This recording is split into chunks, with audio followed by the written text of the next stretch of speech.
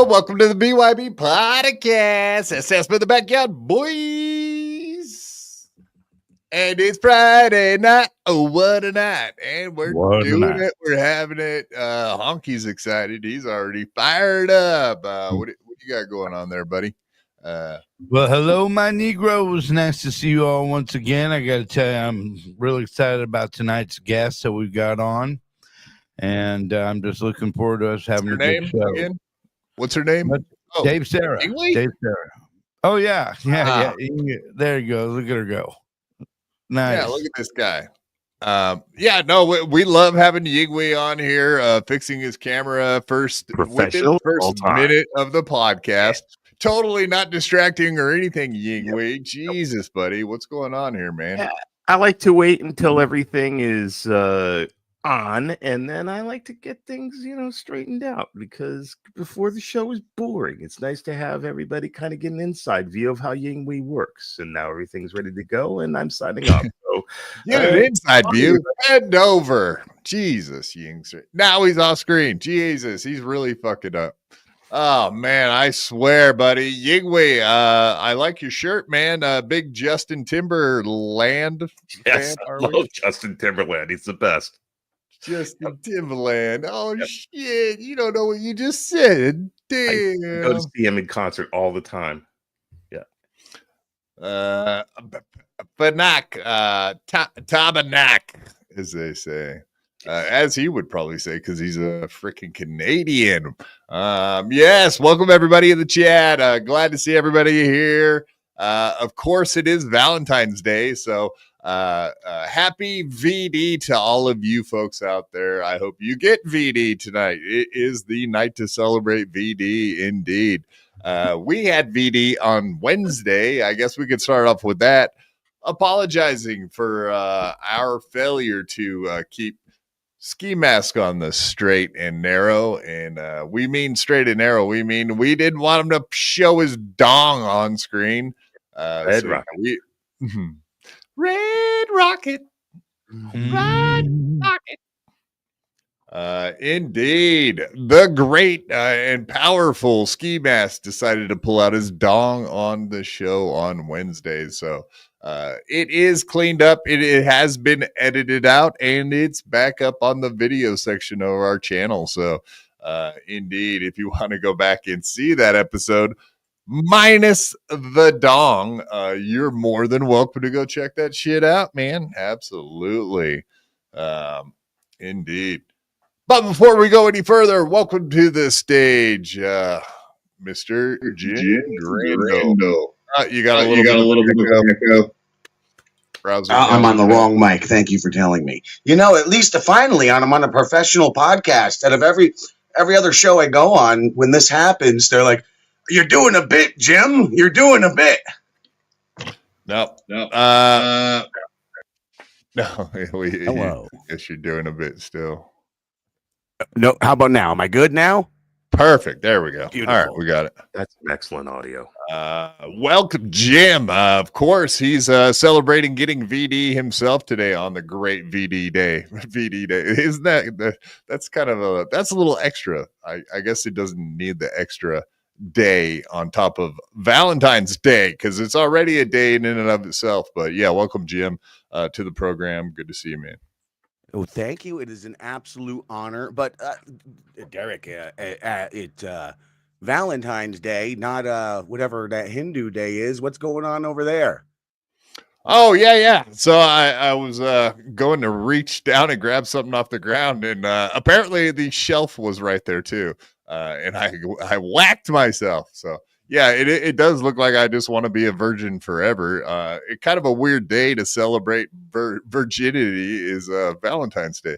I should be out there getting my dick wet, not bonking myself in the face. The truth is, he worships gods with 8 arms. Yeah, that's 8 hand jobs, Yingui. That is a fair point. That is a very fair point. I too worship gods with 8 arms. And you never wanted to fuck a blue lady? No, but it usually means they're dead, don't it?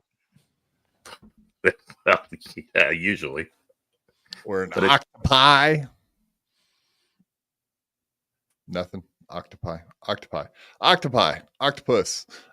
Indeed. I thought it was a good one, just so you know. These two didn't, but I wasn't thought even it was a good. joke necessarily. It was just commentary. But yeah, usually when someone says something on a podcast, then the other guys on the podcast have some other fucking commentary to add on top of it, because it's a yes and kind of a show here. We don't do the no buts. Even though it is Valentine's Day, you guys can do as much butt stuff as you want out there, but we're not doing it here on BYB. Yingui, what's up with this, man? I've been kind of testing the water. I figured I kind of like the show, and maybe it was time that I become a member. So. Yingui became a YouTube member of the BYB Podcast. Pew, pew, pew, pew. This year, yes. The shows do this when that happens. We don't like doing any of that, swallowing cum, etc. We leave it to some of the other shows that are really into that. Chad Zumach, the Shuli Network, all those guys love it, but we're not big fans of doing anything with cum over here. So, sorry to disappoint. I'm a little upset that I was very much looking forward. Whatever. The handies, the air handies, is that like air guitar at this point, pretty much? Yeah, I thought it was a big symbol of clout or something. But hey, life's full of disappointments, right? Oh, that's how you know you made it in life, when you get to do the jizzing in your face hand signals, because you finally got some gifted memberships, which the Shuli works. Wow, that was that was a Freudian slip there, wasn't it? Shuli Works. No, the Shuli Network is what I meant to say. But yeah, very interesting that I would say it like that. Indeed, because we know they're doing a bunch of works over there at the Shuli Network, as it were. Thanks for joining, Yingui. I'm glad to see that you wanted to be part of BYB. That actually does mean a lot to this channel and all that we're trying to do over here, buddy. I'm proud to be a member. I'm proud to be a member. God shed his grace on me. Something. And I'll stand up. Oh, wait. Fuck. That's the part. You will by the end of this year. God damn it. I am holding to that New Year's resolution. Yes. And we will have you standing before December 31st. That's right. You're muted, Jim. But yes, that is just positive thinking. I said I like this guy. This guy's smart. It's manifestation. He's a stand-up guy. That's right. And pulleys. We're gonna positive thinking and pulleys. We're going to figure this out. No, fuck that. I'm walking for reals, dude. None of this fucking marionette bullshit or standing frame or none of that. We're getting stem cell research done in Mexico. I'm going to go down and visit Ethan Ralph. He's going to hook me up with the stem cell. I guess Johnny Crutches apparently is going to be going down there too. That has been brought up. They're doing great things down there in Mexico. Great things. I'm half R-worded. Is any of this rapists? Because you're exciting me. You're exciting me. Is this any of this real? I know I'm stupid. Yes, it's all real. Everything we talk about on BYB is 100% the truth. Stop toying with me. Do you have a chance to walk again or not? Yeah, we're doing it. 2025 is the year I walk again. They're also curing the retarded in Mexico, by the way. It's the water. I'm coming with you, Derek. Yeah, I need a heart. Goes good. It's good stuff. Wow, look at this. I started something. I'm surprised Taxes Theft isn't already a member. How does this work? Apparently, he found $3 of change in his couch, and today's the day, motherfuckers. Nice. Yes, but it could be tax is theft. Could be kind of a surprise that your co-host isn't a member, but that too. I'm over it. Well, I mean, this guy calls into the show like as if he is one of the co-hosts. So I don't know. I'm surprised this guy waited so long too. But Taxes Theft became a member of BYB Podcast. Beep, beep, beep, beep. Welcome, sir. Indeed, we're doing it. We're having it. It's happening. And all that other bullshit those other people say, which is nonsense. But whatever. We'll play along for now. You say it again. This ain't no party. That's right.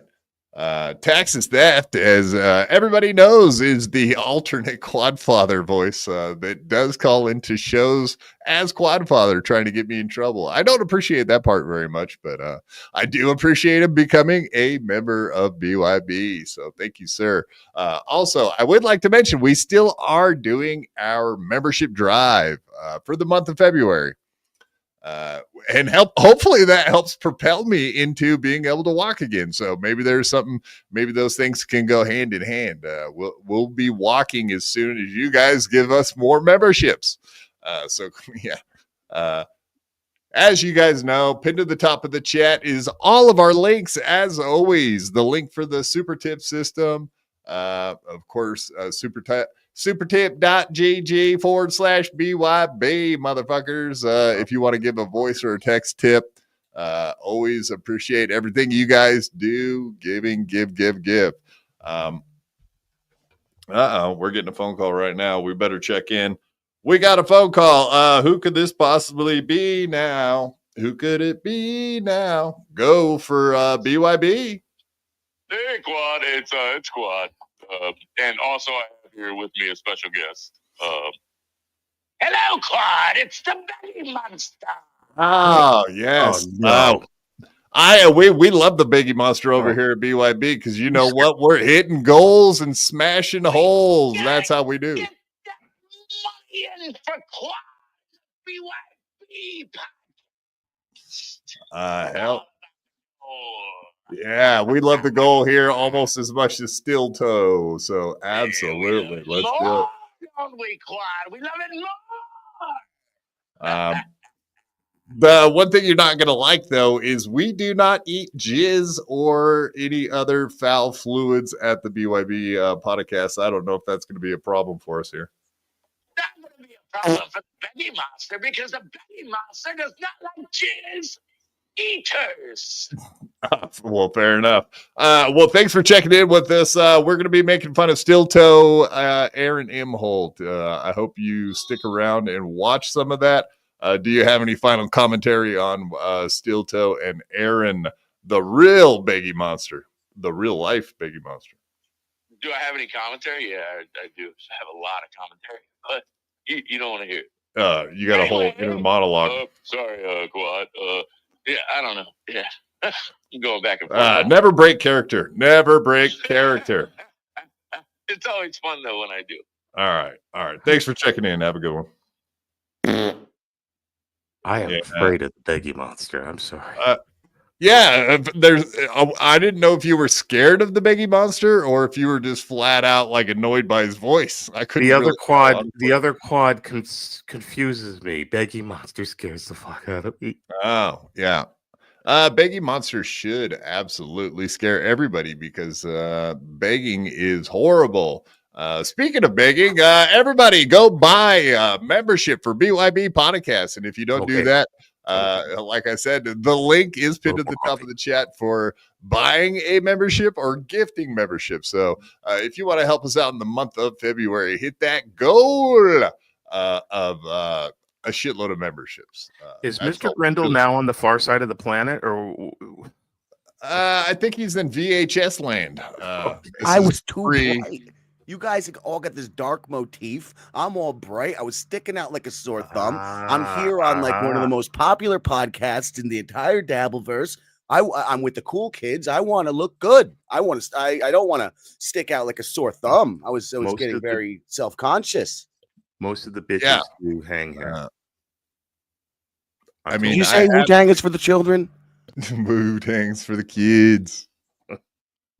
That is true. I read that. I have also read that. All right. What else we got going on? Like I said, sorry for the penis on the last show. That was very unfortunate. Check out all the links. We got the link tree too. So another important thing that you all need to do is hit that like button, smash to subscribe, and of course, always turn on those notifications so you know every single time that we go live, because that's what life's all about, watching BYB and having a great time with your homies. That's right, folks.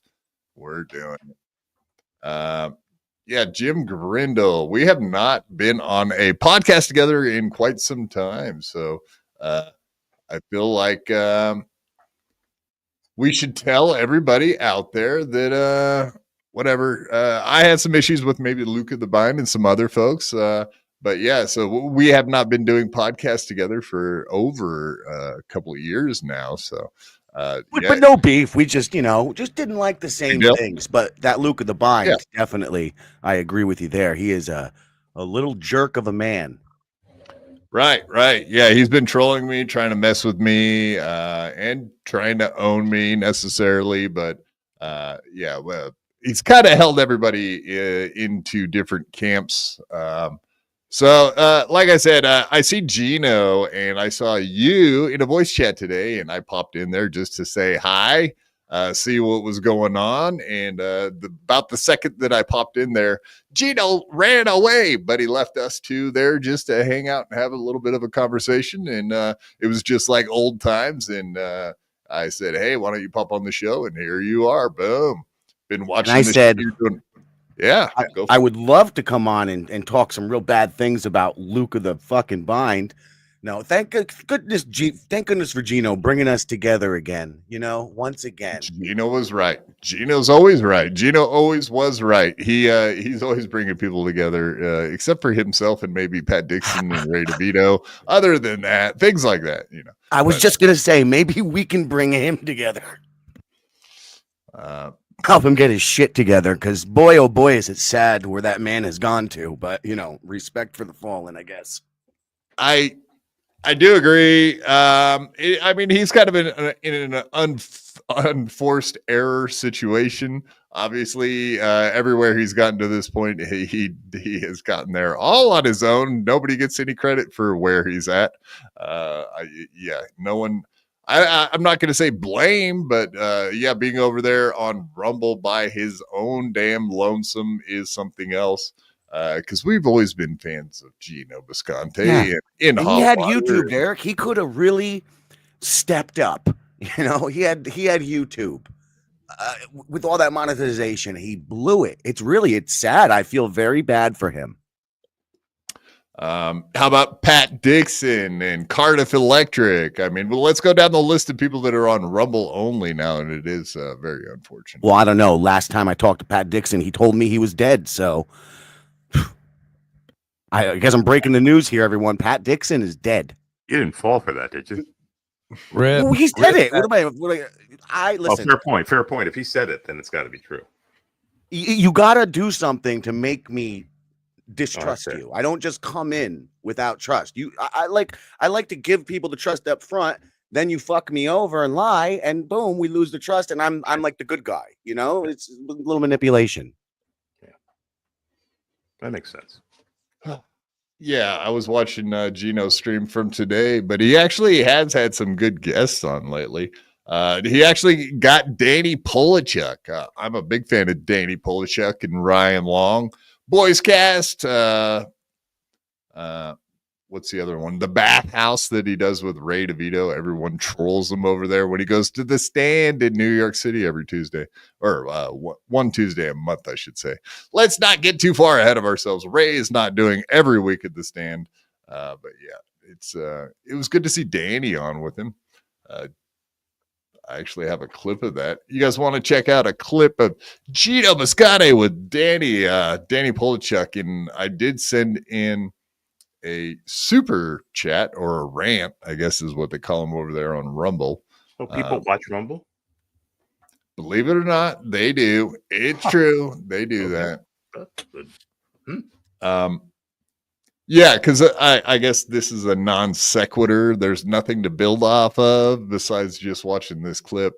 And of course, like I said, Ray DeVito being the topic du jour. So let's just get right into it. And Danny Polachuk, whatever, he bounced into Compound Media a few times, so he's not a stranger to the Compound world. I have another example of that later in the episode too. With I know you remember Ian Fidance, Mr. Grindle. That's the man who burns his clothes every time he has sex with other men, right? Correct. He is a bisexual guy, and he went viral this week for some weird clip he had. But anyway, Is that he's the guy another that, guy. Viral, He's like, another guy. you know, disease viral. Yeah, not well. I mean, apparently he takes his prep, stays away from the monkeypox pretty good, from what I understand. But he also went viral for a clip he did on stage. But I have to come to his defense a little bit, because I will say he's one of the few people that stuck around Compound even close to the end there when they were closing up, and a lot of people weren't willing to come into Compound anymore because of the reputation that it had as the racist bad place that nobody should go to. Ian Fidance was one of the few that still showed up there with not really giving a fuck what people said about Compound. So cheers to that. I say less cancel culture. Yeah, Yingui, go ahead. Is that Ian guy, the guy on the left, or is that some other guy from the Mod Squad? This is Danny Polachek. That's okay. All right, now. Okay, Danny Polachek. Yeah, famously. Okay. Yeah, check out all the stuff he does. Good stuff over there. Like I said, Boys Cast is great. That's a great show with Ryan Long. Your browser, because I'm glad you don't use StreamYard, because your buddy Gino's crazy, and they're all lizards, and they live underground, and they're out together. No, I like this shit. This is the kind of stuff we talk about on Monday nights. Yeah, I'd love to come by sometime. See how I invite myself? I'd love to come by sometime. He didn't seem real. I'd love to come by sometime. I think it's frozen. No, I mean it's not that. If you weren't banned from the stand, are you banned from the stand? No, am I? I don't know. I feel like. Let me ask you this: Like, it's not that great. You don't want to come. Because I go there. I just assume you're banned from everywhere. Yeah. Yeah, exactly. Okay, so Gino still gets very pissed off. I had him on last Friday just for a phone call and Wednesday. But yeah, Gino, like, he gets pissed that everyone still says, like, oh yeah, they all say I scream the N-word and get kicked off stage. Did you seen Gino in a live show, correct, Jim? I have. I've seen him a few times, and I can confirm some of it. Confirm what? The N-word part or the N-word, the F-word? It's true. He does point out into the audience at anyone who looks remotely gay, starts calling them the F, starts calling the ones, like these guys, starts calling them the G or the C. And yes, the N is there too. But they weren't at those shows I was at, so I didn't catch those ones. They're rare finds at a Gino show. You're talking about the N-words themselves? Sure. Yes.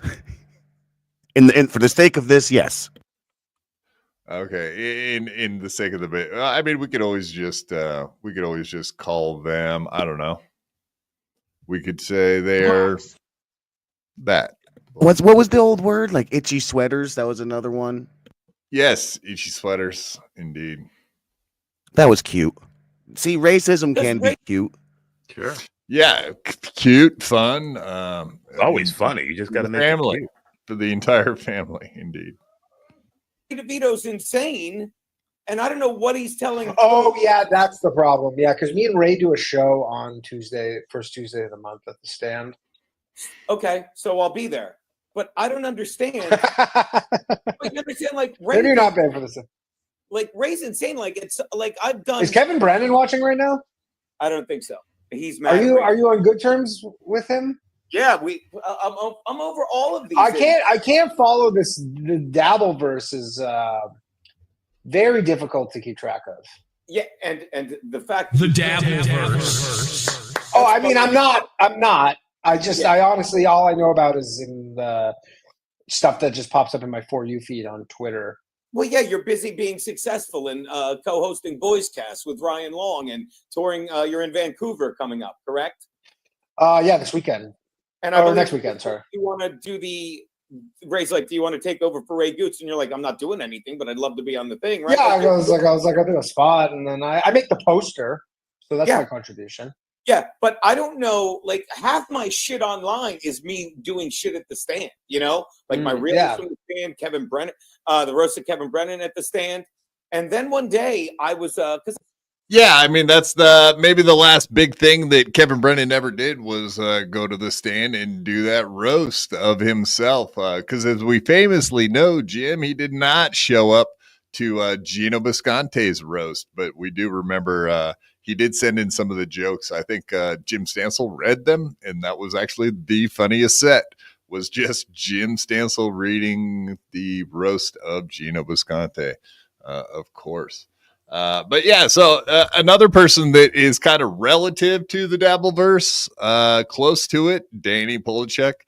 So I think all these guys are aware of it. You know, we famously know that Big J Okerson kind of keeps track of it. Why, Quad? Why do I say what? God damn it! You distracted me. Why do I sound like a retard right now? I don't know. I don't fucking know. Why do I? I wanna. I don't know why I sound like a retard right now. But absolutely, Ray DeVito hanging out in this. Don't listen to that person. I won't. Yeah, that's thinking right there. I don't. No, I do listen to them because they're in the chat all the time, and it's all good. Make jokes. Slam free poetry is very good, funny stuff. Indeed.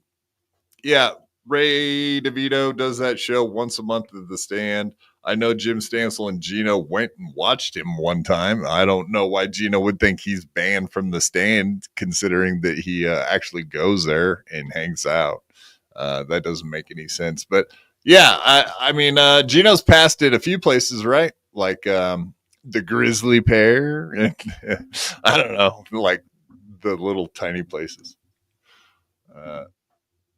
But I mean, what can you say about Ray DeVito? He's passed it the stand. I mean, oh wait, that's right. He's not passed at the stand, but he gets to do the show with Danny Polachek, Mark Norman, all of that shit. And you could say didn't Gino never even had a show at the stand. He had it at the shittier one, right? Laugh Out Loud. Right. Yeah, okay. So that's something you can Stand say Up about New Ray. York. Like that place too. Stand up, not the one people annoy you with when you get off the fucking bus and they start shoving their flyers in your face. That's that spot. Which, yeah, exactly. But yeah, so yeah, Gino does seem like he's getting subscriptions and shit over there on Rumble. I did see that today. That I didn't even know they had like memberships on Rumble. So that was news to me that you can do like a membership thing. A subscription drive, kind of like you do with the memberships on YouTube. So whatever. Memberships. Do you have any new memberships? I do. I saw yours. Trust me. Because I just wanted to make sure it's known that I've always been a huge supporter of of Quad Father, and I just wanted to make that publicly known. Hell yes. Let's point it out right now, folks. That's right. Yeah, Jim Grindle becoming a member of the BYB Podcast. Beep, beep, beep, beep. Hell yes, folks. He's doing it. Yeah, well, you don't have to do that, man. You don't have to jerk off anybody over here. It's not necessary. It's hard. It's optional. It's hard people off is optional on this break show. the habit. Break old habits. Yeah, I get it. Sometimes we do, sometimes we don't. It's like smoking a cigarette, right? Like, what do you do with your hands after you quit? Exactly. Kind of like that. Jerking people off here is a nervous habit. Sometimes we do, sometimes we don't. That's how I get by at work. I mean, Yeah. How do you think? Work gets me in trouble. How do you think Quadfather books his gas? Shit. He promises. That's how I do. Never kept. He's always throwing in his co-host. That's for sure. My hands get tired. No shit. By the way, I'm having some problems with carpal tunnel lately. I just want to let you know. Slow down on the backstroke. Or loosen up that grip. Indeed. Well, does it make the jerking a little more fun, like varying it up a bit? Like, I don't know. I'm gonna have to work. I have a special exercise when he does the left-handed knuckle shuffle. Yes. You're doing Kegels. You still got them Kegels? I think that's what they call it. Male Kegels. Keep that shit tight. Keep that right. tight. You never know when you're doing them right now. Yeah. Yeah. Do you ever just sit there and squeeze your butthole? Indeed, folks. Keep that shit tight so it doesn't fall out later in life. Right. Indeed. Nobody Even if wants you a don't do prolapse, gay my stuff, friend. your butthole still loosens as you get older. I'm sorry, but it's a fact of life. As the years pass, you wipe and you realize your hands are going further and further when you're wiping. I'm saying Nobody wants to be having a prolapse on the fucking A train. Let me tell you. Oh God, I knew someone who had a prolapse on my front porch. Yeah, he had it was a real That's situation. fun for the grandchildren, isn't it? Indeed. And here's where daddy's. No, never mind. Clip it, Bex, you fucking fat cunt. Here's where daddy's asshole fell out. I don't know. Ray is insane. And I don't know. One day I was at Sullivan's. I like to have a couple. Yeah. And I get a text from John, the manager. Excuse me. I get a. Joe. I have a missed call from John, the manager at the stand. Joe. That's how long it's been. Little Joe, the manager who I've known forever. Like hung out at the Montreal Comedy Festival with him when he was like fucking 5 years old, or at least he looked it. If you think he looks young now, and he's like, and he just. I don't even remember what he said, but he's like listening to have you ever known me, Danny, to do anything mean or terrible to people? No. And he's like, yeah, what's your problem with Ray or something? And I just went off. I'm like, I'm like, how long have I known you? I'm like, what is Ray telling you that you're listening to? And he it's more the universe of the dabbleverse. I don't know if he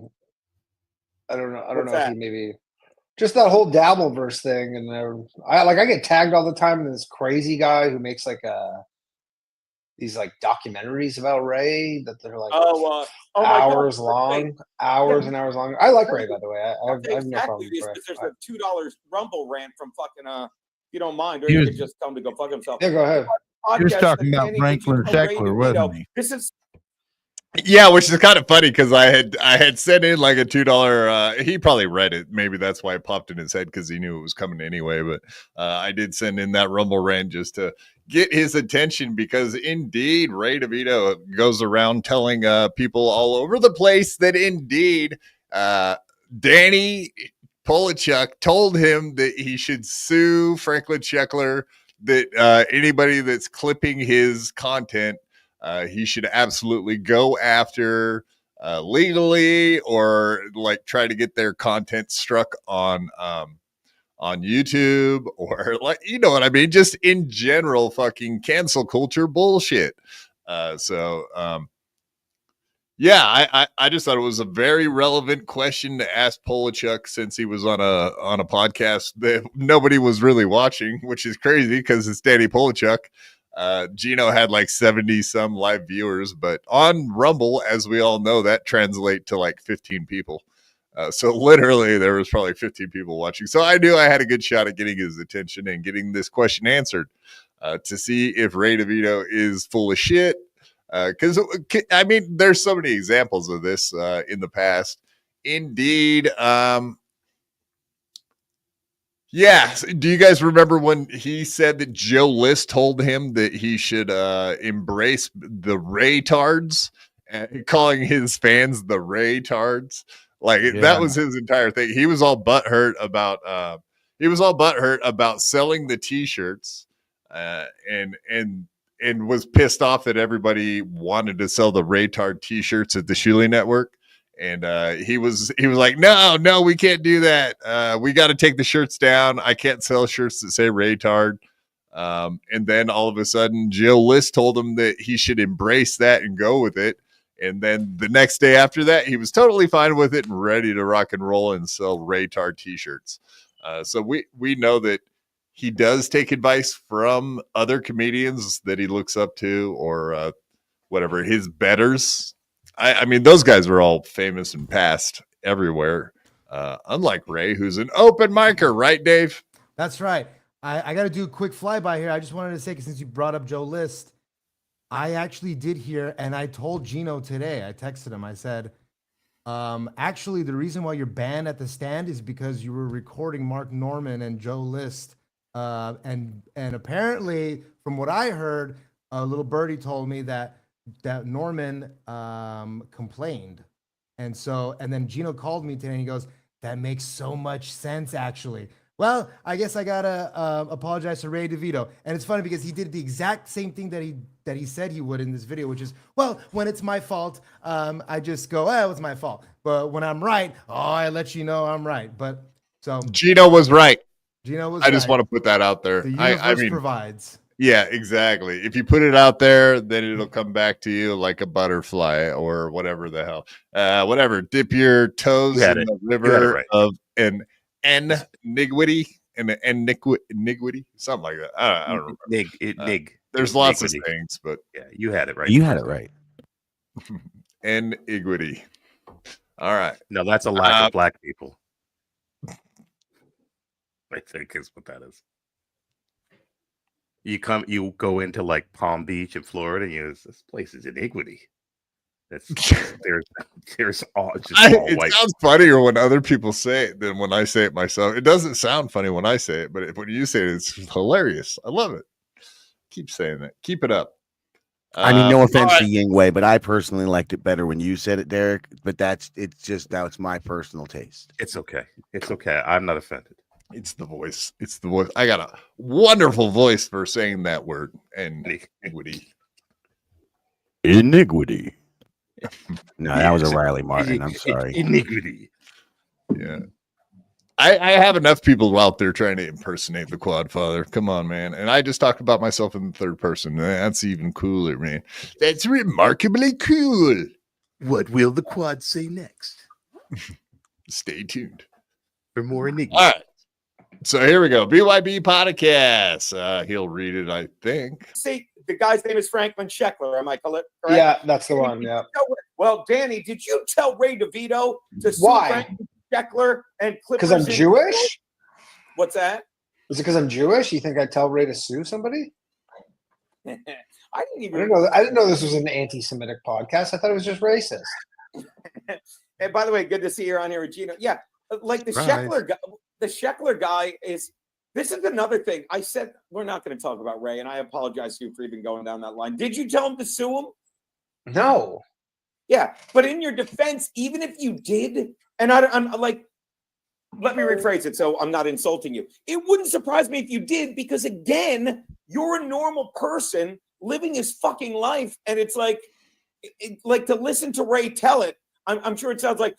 Yeah, because when you go on the internet and become part of the dabbleverse, you're not a normal human being anymore. That's the rules. Them's the rules, I think, right? Gotta follow. The second you step into the dabbleverse, then instantly the dabbleverse.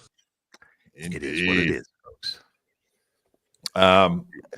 Do you count as a dabbleverse? Am I like right now appearing in a dabbleverse show technically, or just peripherally? You're in the dabbleverse. You're right in dabbleverse now. I know when I would go on the Rob Saul show, that was definitively. I mean, it is in. It is. Yes, when you're on the Rob Saul show, you are absolutely in the dabbleverse. Joey C.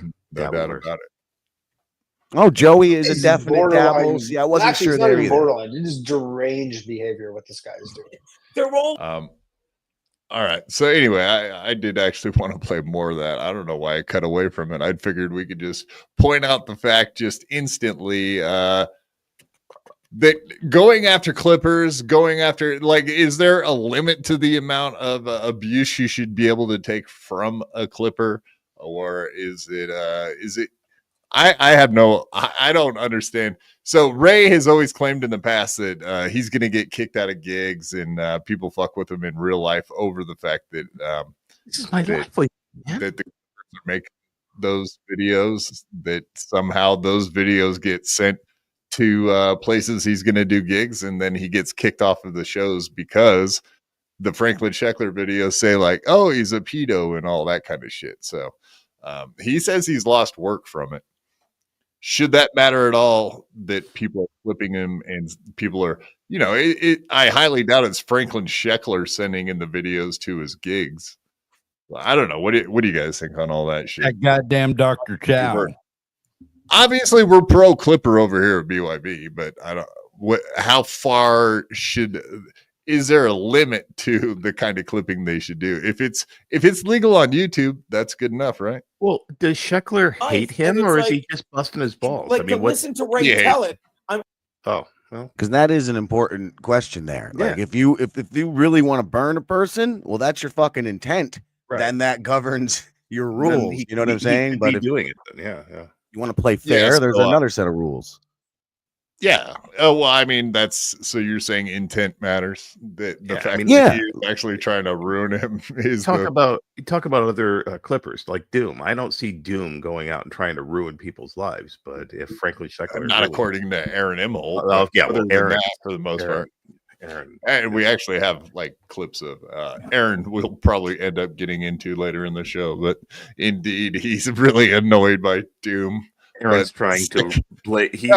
Literally one day anybody to blame his downfall on. So that was it. Like one day he clipped me talking about Aaron and that whole situation of the boxing gym, and then the next day Doom clipped Scott at the boxing gym talking about Aaron, and then he went a full reversal on what he thinks about Doom in one day. He's like, one day Doom's a big piece of shit, and then the next day he did his bidding, and then he's his best friend. So that's how quick that shit happens. He went from being on the Soros payroll to being the man. The legend. All right. I mean, I think we're all on the same page as far as being pro Clipper and anti-cancel culture. So I would say as far as Ray DeVito going after Franklin Sheckler, we all can agree that's pretty gay. Mm-hmm. I mean, Clippers make this whole world go round, like they're I was saying to somebody, it might have even been you, that this Doom guy is like another member of the Joey C show. Without Doom, a lot of their stories will just kind of not appear. They'll just be passed by. You need the Clippers, you need the antagonist and the ball busters in this kind of thing. Yeah, absolutely. And I kind of consider BYB somewhat of a news source, and we try to keep up on everything in the dabbleverse and report on it. So absolutely, I have a hard time reporting on anything to do with Joey C because he seems kind of irrelevant, and he's like down the list of things that we cover as levels of importance. So yeah, it's hard for me to keep up with things going on in Joey C world, but he is part of the dabbleverse. You can say that. But are you calling Lou a whale when you said Sea World? Because that's rude. I'm friends with Lou, and I'm not going to sit here and have any fat jokes going on.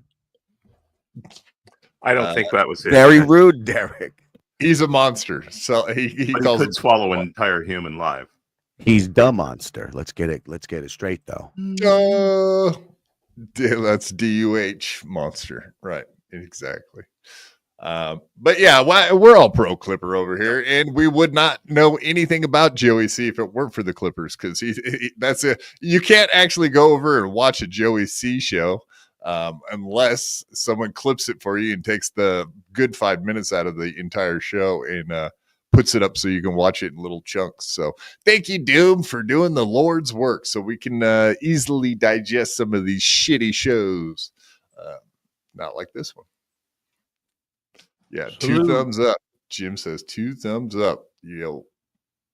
Well, I was just given 1. I mean, I really agree with the sentiment. Everything I know of the Dabbleverse, I know from Doom at this point, but I was just given 1, but I'll give 2. Thank you. Oh, I just thought the other one was off screen. I assumed. It was in my... All right, anyway. Oh, yeah. Kegels. Back to the Kegels thing. Could have been up. Might have. Oops. That was me. Yeah, I mean, and Jim is now a member of the BYB, folks. He stepped up and did it, man. And don't forget, show my love, man. Gotta. A lot of love. Couldn't let it go unsaid.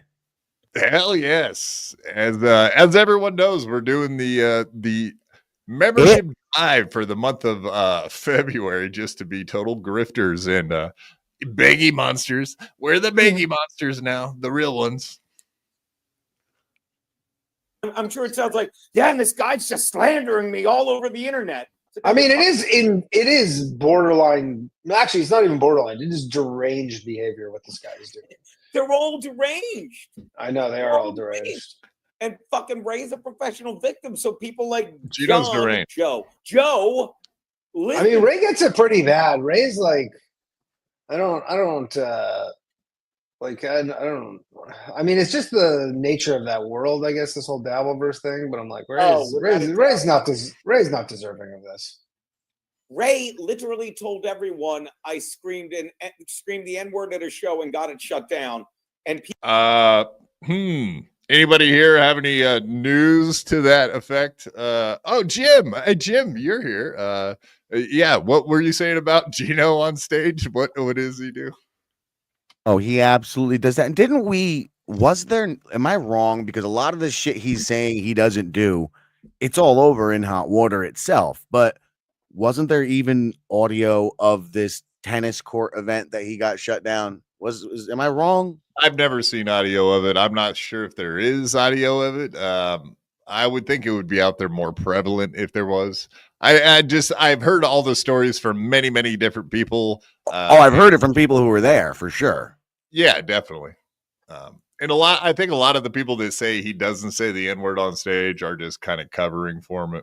Honestly, I think that's what it is. But whatever. Yep. But you have his actual good big fans of his who were there and they say it happened. You know, that like still love him and they say, oh no, that happened. Exactly. People believed it. Did you? Ray, for $100, gave up Anthony Cumia's, my brother's. Okay, let's not skip past that because Gino says I said the N-word on stage, and Danny automatically goes, "Did you?" Because he's probably thinking like, "Yeah, that sounds like the Gino I know." Yeah, I'm sure he was thinking that. E-Rock and Keanu's phone number for $100 from Kevin Brennan. He's insane. And again, I'm going down. That's kind of funny. What's that? That's kind of funny. That is kind of funny. It is kind of funny. But when he denies, it's like, I didn't do that. Whatever. No, he doesn't deny the number thing. I remember even seeing that. But whatever, you fucking create your own hell. The guy podcasts. I mean, the problem is he's just in this universe, and this is just the type of fans of the universe. The dabbleverse isn't comedy, but it's like comedy. I've always said this because the dabbleverse chooses you. I don't know how the dabbleverse. I was screaming. I was screaming at Ray. And now everything. Let the record show everything I screamed about Ray has come to pass. Yeah, I feel like Kevin Brennan's like the red bar of the dabbleverse. Like he's watching all of us now. But Kevin Brennan, and I made my peace with him because Kevin's not. Everyone else is lying and doing this shit. Kevin, did you see what happened to Kevin this past weekend? No. Kevin is genuine. Okay, when Kevin does over, take it on the bike. Yeah, and he filmed that too. All right, let's stop watching this clip. He does say a lot of fun stuff about the dabbleverse. There's so many other topics to talk about. I just did think it was interesting with the Clipper deal. Absolutely interesting, but not the main stuff going on right now. I just caught that clip today and I thought it was worth checking out. But indeed, Rob Saul, that is kind of one of the bigger things I had Jim on today because we had a conversation about Rob Saul. And back in the old days when we used to have Rob Saul on FGTZ, as a matter of fact, back in the day when you invited me on and I hung out with you guys there for some odd amount of months. But indeed, we had Rob Saul on there a couple times while I was on FGTZ. And I forgot about all of them until I'm on his show and he's like, yeah, remember we had a beef? And I was like, no, I forgot because it's all bullshit, you know, these beefs, in my opinion. If I call someone an F word, and then, yeah, that's what it was. I went and looked, and the first show ever was Rob Saul's an F word dopehead or some shit like that. An F word dopehead. It was pretty brutal. Yeah, it was a pretty brutal attack on Rob Pretty Saul. prescient too, from the sound of things, because he's nodding off left and right on his shows nowadays. Yeah, exactly. I mean, most recently, as a matter of fact. I'm going to give a secret. When I do this trolling stuff, I literally take the first thing I see in a chat and then I throw that back. And for some reason, it works. I don't know. You would think people would be over the thing they're seeing all the time in the chat, you know, and then when a new person comes, it wouldn't send them on a tear. Yet it seems all across the board, you could follow that, guys. So trolling 101. I hope I help some of you out there. I like to teach people a little. I like to help. But yeah, I do remember just having him on, and it seemed like everybody was trolling him back then. That's absolutely, we were fucking with him a lot when he came on. The couple times when we were on FGTZ. After FGTZ and I started BYB or whatever, I had Rob on multiple times. And it definitely was always, you know, just kind of messing with him, fucking around with him, even to the point where Chris Abels took over his entire YouTube channel and was snipe streaming his appearance on my show while Chris was over on his show with his control of his show. And that was pretty much the end. That's what, precipitated Chris Abels and Rob pretty much never working together ever again was after that night. Interesting. Yeah.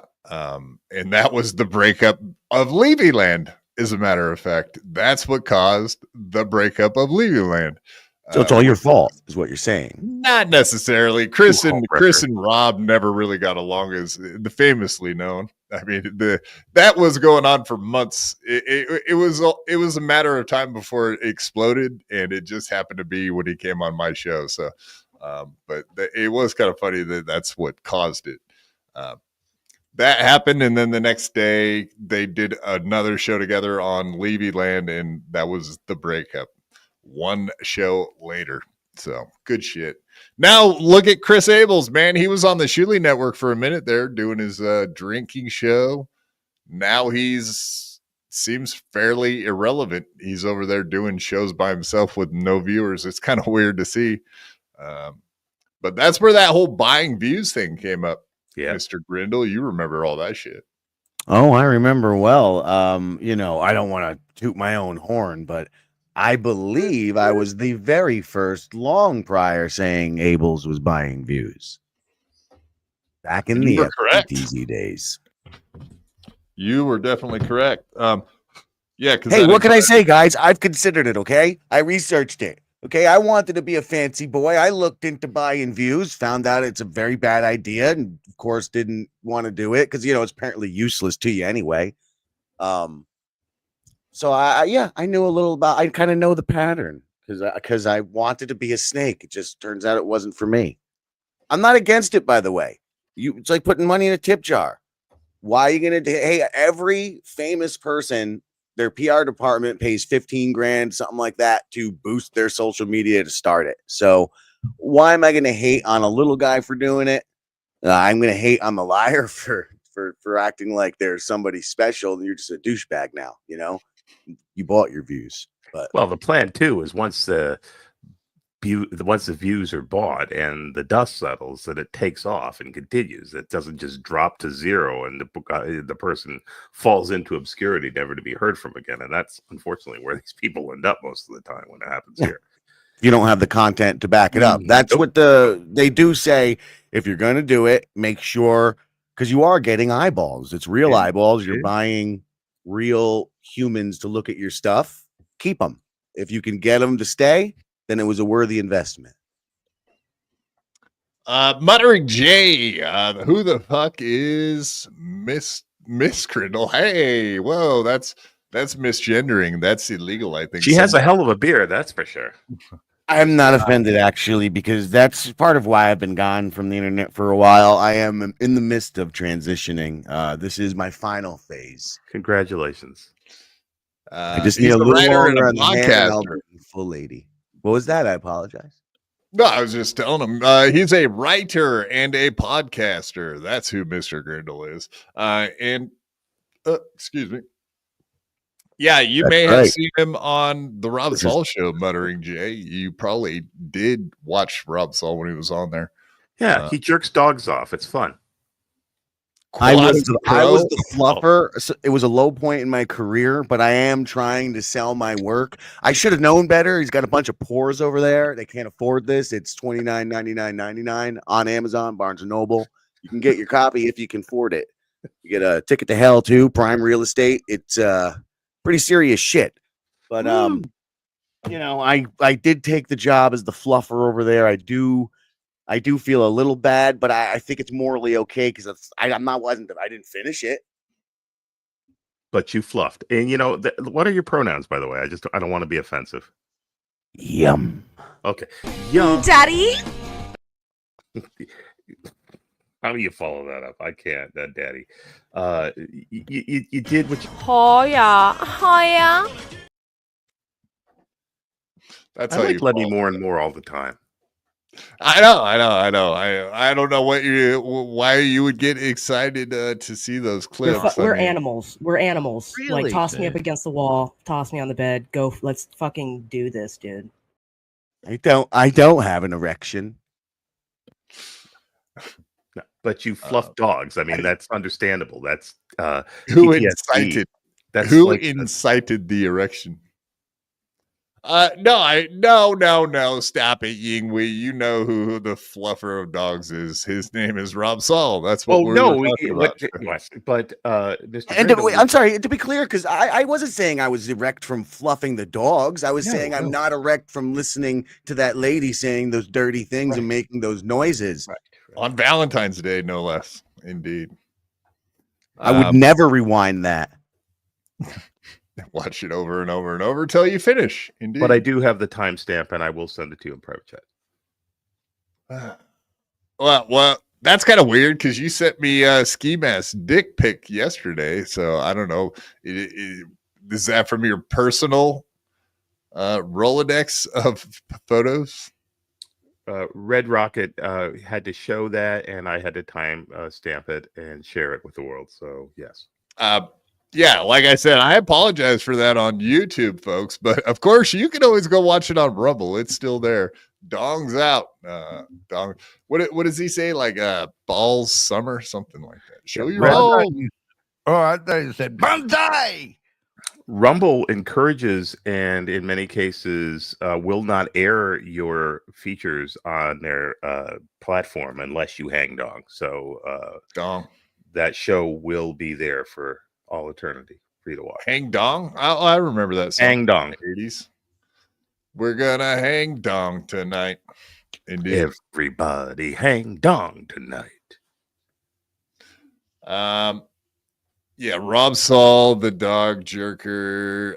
Yeah, I mean, whatever. That it was interesting to find out that story about the buying views. And of course, when I was on Stuttering John, when we started talking about the Shuley Network buying views, of course, Bob Levy was on the show back then. Of course, it only made sense to bring in Rob Saul for the buying views story, which was very relevant during that period of time. I don't know. What do you think, Jim? I kind of know these guys' attitude on the whole thing, but Jim, what do you think about the Shuley Network and buying views? Do you think that's a fact, Jack? I think it's sad that they didn't fucking get the comeback from their investment. I really do, because they put in for it. My question, though, is, was any of that funded by their seeing what's... Yes, my answer is yes, if that wasn't clear. They buy their fucking views. I completely believe it. You look at all the patterns, just look at the graphs and the charts. It'll show you they buy their shit. But I do wonder, and I'm sure this has been asked before, it should keep getting asked. I wonder if that ISO character had anything to do with the funding of that much views. What do you mean? He was selling kid pics to fund the buying? I've heard this theory floated. Yeah, I've heard this theory floated that he's not actually a pervert. He's just a scumbag. Right. Yeah. I mean, wow. If you hadn't heard that before, folks, you heard it here today on BYB. Well, I didn't mean to break anything. Oh, I didn't want child pictures to fund their network. I wasn't trying to be controversial. Huh? I've been hearing this all over the internet. Yeah, that's wild, man. That's the first I've heard of it. I don't know. I almost get scared even diving into a topic like that. I don't know where the boundaries are on something like that. Honestly, neither does Red Rocket, unfortunately. Rob Saul jokes aside, that's what I was going to say. That's honestly why I left the Rob Saul show. Look, you guys got to understand, to stand up there to that ridicule, that's one hell of a man, Rob Saul. To get out there every day and be shit on by every single person. Your audience likes you, Derek. You don't know his struggle. Everybody hates Rob Saul, and he keeps coming back for more and more and gobbling it up. You got to admire that, but I left the show because of that ISO stuff, because it was a bad fucking time to be there. I just want to make jokes, and it's hard to, I don't want to make that's just too much when it's just nonstop talk about that. And I can't make jokes in that department. I can pose a theory and then say it in an R-word voice, but I don't want to make a joke really about it. Yeah, that makes sense. You certainly don't want to be associated with it. That's for sure. You did some good. I mean, it is kind of weird that whatever you were at the Pottstown 2 thing. I know that you hung out with some of those guys, and I don't want to call you I don't want to say that you hung out with some of those characters, like Shuley, who might be in on the picture thing. I did hang out with Shuley the whole time. Right. Do you regret that decision to hang out with someone that is tied so closely to Isolino? No, because it's just the theory, what I said. At that time, I didn't know. And look, nothing for nothing. I'm an honest fella. I may not think his shows are any good or value to me, and I may not think his network is legitimate, but I respect him, man. I fucking practically grew up listening to him. Yeah, he's pretty old because I look at all this gray. He was on the Howard Stern show. The Howard Stern show was great. So can't take that from him. And he doesn't parade it around in the way that others do, Stuttering John. So you really can't mock him for it there. Yeah. So I was overjoyed that Shuley chose me and Obnoxious John to just keep coming and smoking our marijuanas. And it was hell yeah. He's a nice guy. It was a nice conversation. And yeah, if he knows about it, then I am grossed out because I shared spit with a pedo. Yeah. So I think that that's a really, really, really bad thing. And without some sort of really irrefutable evidence, you gotta give the guy a little bit of the benefit of the doubt. I worked with someone who was really big, got in that realm, got caught, went up the river for his whole life, ended up dying in prison. I knew the guy, knew him both inside and outside of work.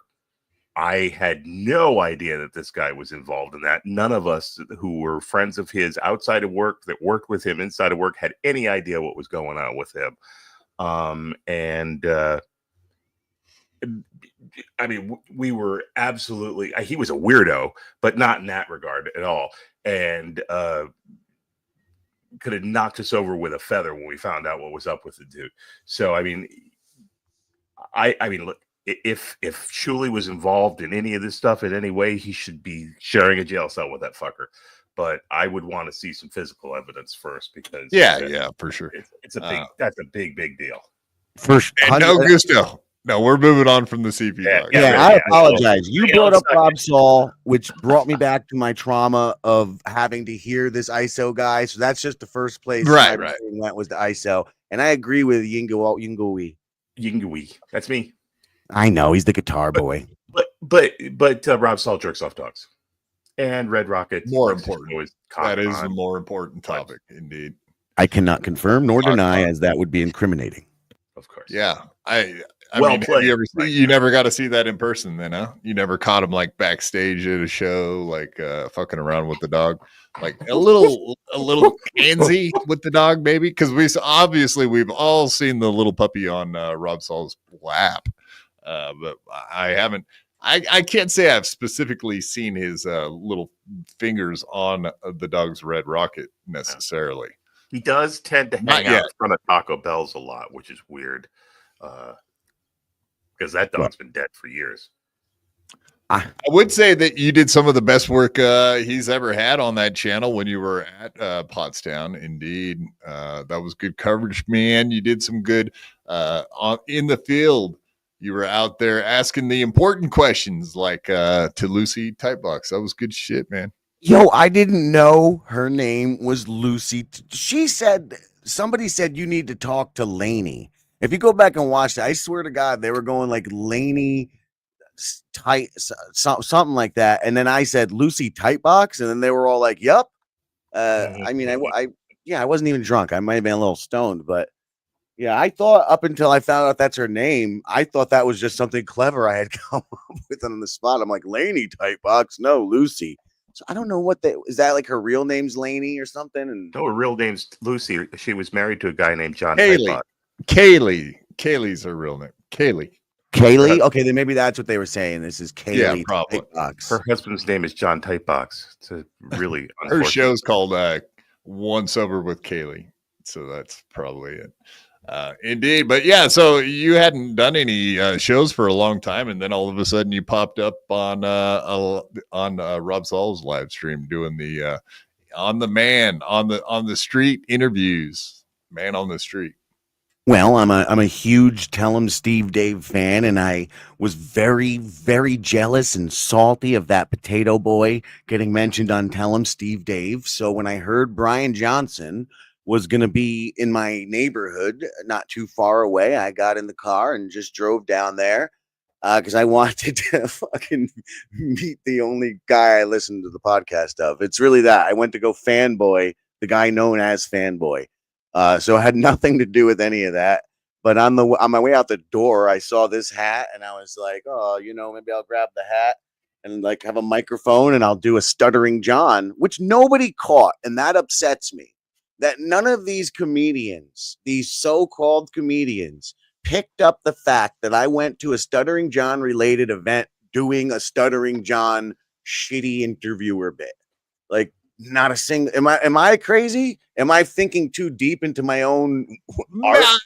I mean, maybe you should have done a little bit more like rude questions, but you were being polite. But you know how the Stuttering John did the bit where it was like, so did you have sex with that lady back in 1982? Like throwing out weird stuff. Like, did you ever? I don't know. You were being polite. Catch his face. You should have. Yeah, polite, sure. I was being polite, but a bit hackish. I thought I was doing an all right level. Like I thought I was really walking that fine line necessary for hack. But I didn't think I was too polite. But even so, just an interviewer at the John thing, even that alone could have been a possible get. But nobody picked up on that. So I guess, yeah, I thought too much. But I went down there. I grabbed my little Woody doll when I thought of the thing. I said, oh, I'll stick my Woody in their face. Woody Boyd from Cheers. And I then got there and they were talking about Rob Saul on stage. So I texted him and I was like, hey, because they mentioned him like the fifth time I heard him. And I was like, hey, man, I think you're actually like a thing over here at this DabbleCon. They keep bringing you up. I even heard mention of you once or twice, Derek. And I felt all good things from the Shuli Network. Yeah, no, I'm sure it might have just been a soundbite. It wasn't derogatory the way they were actually they were kind of viciously going after Rob. You were maybe part of inside jokes, but nothing derogatory like that, which I must say made me a little proud. I was a little proud. Baby. I felt, a little something there. But that's what I'm talking about. I called them up. 100%. and that's that. And I was, and I told him I was gonna interview people. I was gonna do it on my channel, but he was like, "Hey, you want to do it on mine?" And I was like, "All right, sure." You got an audience. I don't. Nobody watches my shit. Hell yeah. Whatever happened to working with Rob Saul, man? Like he's got that Stuttering John buzz. He's got them Stuttering John numbers now, and he's got all the same trolls Stuttering John does. That's why I'm sure his show has exploded. But he's more than happy to sit there and listen to people make fun of him in super chat form. I thought you guys were going to glom on and help him out and produce his show. Did he end up just being a bitch to work with, or what happened there? Well, that actually comes back to the bitch I chose to work with. You know him as Lick of the Dick. I'm a Luke of the Bind. Yeah, the bitch I chose to work with, who just backs out of every goddamn thing. You know, Derek, this is a real shame in life. He's one of these scumbags with working legs who just won't fucking use them. You know, like he just can't get up and go. He can't take those steps. He's a real loser. He don't get coffee, Derek. I mean, let's just be clear there. He ain't no closer. But yeah, I chose to work with a bitch, and he didn't follow through on any of that. Luke of the Bind's a bitch. I like you repeating that multiple times. That does make me feel better every time you say it. Just wanted to get it clear. Yingui, yeah, what's up? No, that's sad. It's you know, here you have a desire to walk, you have a New Year's resolution, you've got just 10 short months to make it come true, and here's a fucking guy who has legs and refuses to use them. It's wrong. I don't even think it's that much. I think the guy's got a lot of free time on his hands, and he can't throw to guy. I think he's just a pothead that doesn't actually have any an inkling into getting anything done. I know that he's obsessed with me. I guess that's probably the main problem that he's in a good way. Maybe no, not in a good way. Quite the opposite. I would say that it's as dysfunctional as Franklin Sheckler following Ray DeVito around. I think that it's kind of on that level of yeah, he's obsessed. I mean, in an unhealthy way. About the old Clodfather is what it is. I mean, it doesn't hurt my feelings. It's a little much, but so be it. Well, maybe he should be put down. Just I mean, 2.5 years later, you would think the guy might get over it, but apparently that's not the case because it just came up. I don't know, maybe a month and a half ago. He sent. Yeah, I don't know if you guys remember on Joey's channel. That's my fault. I fucking put his feet to the fire. Finally, I'm not doing these jokes on purpose. I'm not saying these things. It's like Mole, you know, in the scene with the guy. Anyway, yeah. I can't hold the fire, by the way, even if you did put my feet up to it. Well, you would think this guy can, but I wanted him to shut up. Remember, I messaged you. We talked about it right when it happened, and I said now I could just fucking everyone could just shut the fuck up about it. That's what I meant. He just it wouldn't stop. You did effectively. Look, it's Luke's fault. It had nothing to do with you. He could have won. Period. Like he could have won against himself. I was gonna say stood up. I was avoiding yet another dumb fucking thing. Anyway, but he didn't. Roll on. But you did. You were the reason our show's done. So you beat him there. He beat me. You didn't beat me, Derek. You didn't beat me. Derek beat me and I beat me, but you beat him. I just want you to know that. You win, Derek, against him. I like it. Winning is what podcasting is all about, isn't it? Winning is fun. Hey, I wrote it in the beginning. I wrote at the end of the audio play we did, which the title I can't say here.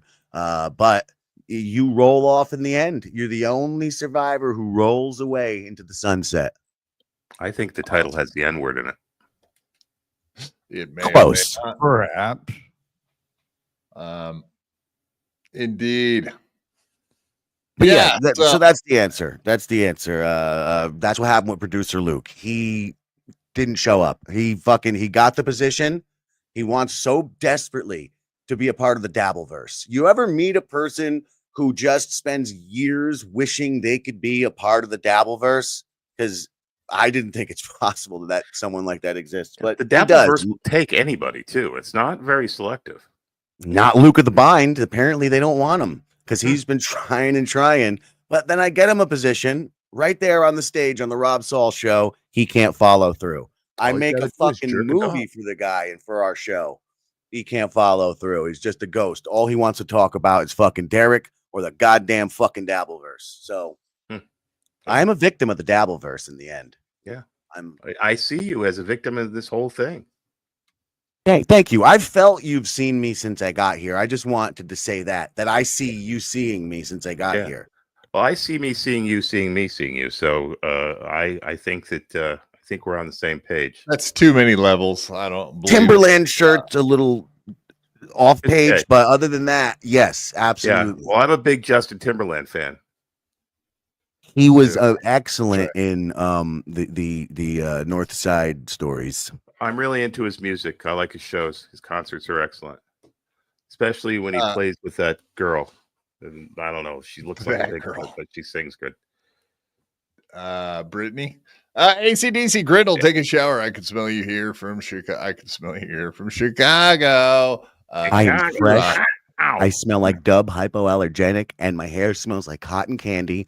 It should be keratin, but for some reason it smells like cotton candy. I love it. And this is hair. It's Valentine's Day. You got that fuck hair. It looks like you just got done doing something. G-Bob says, I'm obsessed with Quadfather too. Boom. Nice podcast, stupid. Grindle, just roll out of bed. Oh, this is what this is. This is just a gang up now. I see. I finally get it. Well, I mean, you hang out at Rob Saul's show. You should be used to a chat. I deserve it. Brutal. Indeed. Fuck hair. I deserve it for what I did to those dogs, just for a little bit of fame. Yeah, you got it, my friend. Here you are. You made the big time. You got a handle on that dog for a little bit of fame. You know, when you were fluffing those dogs, you never dreamed it would lead to this, did you? No. This is big time Hollywood lights. I did want to move into this. Speaking of Doom and the Doom clips, I did see this from Joey C. This is very relevant considering not only Luke of the Vine, but you, Jim Grindle, helped Joey C get into the OBS so that he could end up using those super tips, which he claimed he would never do, and also said he was suing for his own likeness being used. But yeah, he said he was going to go after Melton, and then the next thing he knew, he was using the super tips on his show. So give Joey C a week, and he'll probably have a 180-degree different look at life. But indeed, this is from the Joey C Network.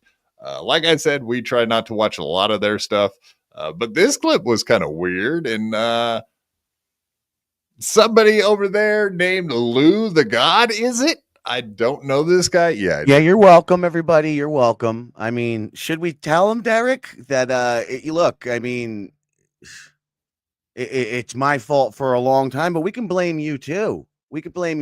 Sure, I may have started it with Lou and brought him around, but you were playing with Lou long before anyone else. I mean, let's just come clean and be honest.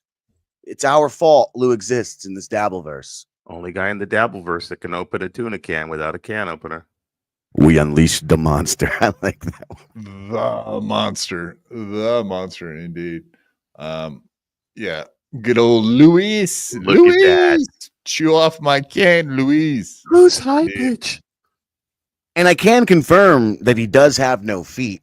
That is the rumor you hear about Lou having no feet. That one is true. The rest of the stuff's not, but that is true. Isn't it kind of mandatory at the Joey C channel to not have feet? Like Joey C, he doesn't have feet. That's part of the deal. Oh, he's got feet. They're just real big and swollen. Diabetes. No, he's got that diabetes. He had to have them cut off, man. It's unfortunate. But yeah, I saw this clip. I figured it'd be a good time to bring all of this up. Apparently, Lou the God has weird thoughts about who Doom is. I figured we could review this real quickly. This ought to be good. Nobody should have Doom blocked on anything. You know what? No, Daddy's going to have a conversation with the kids because one of the older kids knows what he's doing to one of the younger kids. And I just want to sit down and have a talk with him. That's kind of weird. Older kids doing things to younger kids. What the hell? I don't know what this intro is. I had never caught that till just now. And now that I caught it, I won't be able to get that out of my head. Why are we talking about kids and younger kids? This is a bad reference, Doom, whoever you are, lady or what. What is this fish-eyed lens? It looks like we're watching this through the peephole in a hotel door. What is up with this? Just how Aaron likes it. That's where cuckolds live. Right. They sit in the chair. I mean, that's the reason there's a chair in the corner of all hotel rooms, right? For Aaron Imholt types. Fair point. Okay. From what I understand. Okay. Doom. You know Doom? what you're doing. I like that. Stop it. You know he's going to respond to that. And you know he's dying to have the last word. This is a long intro, son of a Leave bitch. him alone. It is. Does he really take himself Shut up. seriously? You know what? Sorry. He told me to shut up. Yeah, don't talk back to Steel Toe. Well, I mean, I was really questioning him. This does sound like a guy who's taking himself really seriously and just shouldn't be taken seriously. I would agree with that. All of what you just said. Yeah, he is a guy that takes himself like to the ultimate. I mean, he's a pro broadcaster. He's been doing this for longer than most people. He came from the radio world, so he's a pro. He does pro show. But everyone else looks at him and goes, "What a fucking douchebag!" But we can't help it. He's a goober, man. He's a goober. So he's not in his basement, surrounded by toys. Oh, he's and some definitely in his board basement. He definitely has a Fisher Price set broadcasting. Just wanted to make sure my eyes are good. That's a fact, Jack. You nailed it there. He's Allegedly streaming with getting a green screen. No, yeah, he has talked about getting one. We'll see if he ever gets there. He's as streaming we with know, a Ring doorbell camera. No, he's not. Doom did this. I know, but it still looks like a Ring doorbell. He's a huge Beastie Boys fan. What do you want? Yeah, I do like this look right now with the finger wag. It's perfect. I'm talking about. You know what you're doing. Stop it. We got to. Hey, my buddy Rusty's in the house. Oh, Jake is right. How is Jake right, Doom? Let break this. Let me ask you another question. No, Joey. Exactly. Rusty. Rusty, how is that right? How is Jake right? Whatever he takes in, he gets. So, well, what am I supposed to do? I'm supposed to give him fucking my action too? Huh, you stupid fucking idiot? Huh? Is that what I'm supposed to do? Give him my action too? Pay him what he's worth to get. Well, tell him to fucking make more super chips then. And he'll make it. What is it? You're fucking, I got to pay out of my pocket? He gets what the fuck he takes in. As we well know at this point, Doom is always over there in Joey C's chat, as well as Rochi and some of these other miscreants. But indeed, Doom's over there saying that he doesn't pay, Joey C doesn't pay his employees well enough. I don't know about all that. Joey C claims otherwise all the time. And these guys look really happy, especially Spider down there on the bottom. He's just a happy boy. Lou the God, Lou seems like he has all his faculties about him for the most part, and he's not complaining about what he gets paid. So I don't know. Maybe Doom's onto something. Maybe he's not. But this is more or less what I really came for. Is what Lou's about to say here. So let's hear it. Exactly. No more, no less. You don't get your answer or what I should fucking pay him out of my pocket? Huh? Rusty motherfucker, bitch ass fucking punk ass bitch. Shut the fuck up, motherfucker. You failed cop. Motherfucker. You degenerate Pittsburgh living motherfucker. Oh boy. I let him speak. He gets what he brings in on his show. That's what he gets. Whatever he gets, he gets. I don't take a fucking nothing of it. Get the fuck out of here with that bullshit. Hey? Clip it. Exactly. Motherfucker. Doom and He ain't bringing in the fucking work. If he ain't bringing in the money, it ain't my fucking problem. Tell him fucking better streams. Come up with some better ideas. He gets what he gets in. No less, no more. If it's with him, and the bad part, and the bad part about it is I don't know why this will come out of his mouth after what Dead Fool and you and Mr. C done for him. Who? for him to go back and say that. You know, that's how Jake Hudson is. Jake Hudson, that's exactly how he is. That's exactly how he is. You fucking do nice things for him, and then, damn, Joey, give the kid over 7. What? Whoa. Anyway, Lou reads that for him here in a second. But yeah, Lou, the god, seems to think that Doom is rusty, which all I can assume is, Doom wears that mask, and maybe it's made of metal. It rains out. Maybe his mask is rusty. I don't know the reference. But yeah, no, Lou says failed cop from Pittsburgh or whatever, something like that. So Lou has an inkling. He thinks he may or may not know exactly who Doom is. I don't know where he gets that from. I have heard a lot of people speculate. Oh, I know where he gets it from. Where? It rhymes with Luke of the Bind. What could possibly? Wait. So you think Luke of the Bind's in Lou's ear, giving him information that may or may not be useful or accurate? Oh, I know it. I'm right there. I mean, look, like I said, these things are silly, creative YouTube fucking bullshits. I've known Lou for, at this point, maybe 15 years. We talk about stupid shit off to the side. I hate his guts creatively, and he knows that. Otherwise, still talk to him. And it does often lead to, I even give him hands with shit, so technically I'm helping my podcasting enemy, right? But I'm there in the conversations. Luke is the one pushing that rusty shit, and I'm saying it's not rusty. They don't want to listen to me about who it is. They don't want to listen, but whatever. Yeah, so a lot of people have said that Doom is a lady. I don't know. Is there any names you would throw out there for possible people that Doom could be? Clippers from the old days, Clippers that you know now. Yeah, we're obviously leading to your one-time lover, Becky, the woman who used to love us all, who seems to love anybody who's ever had a fucking podcast. It seems, Becky. Until she doesn't.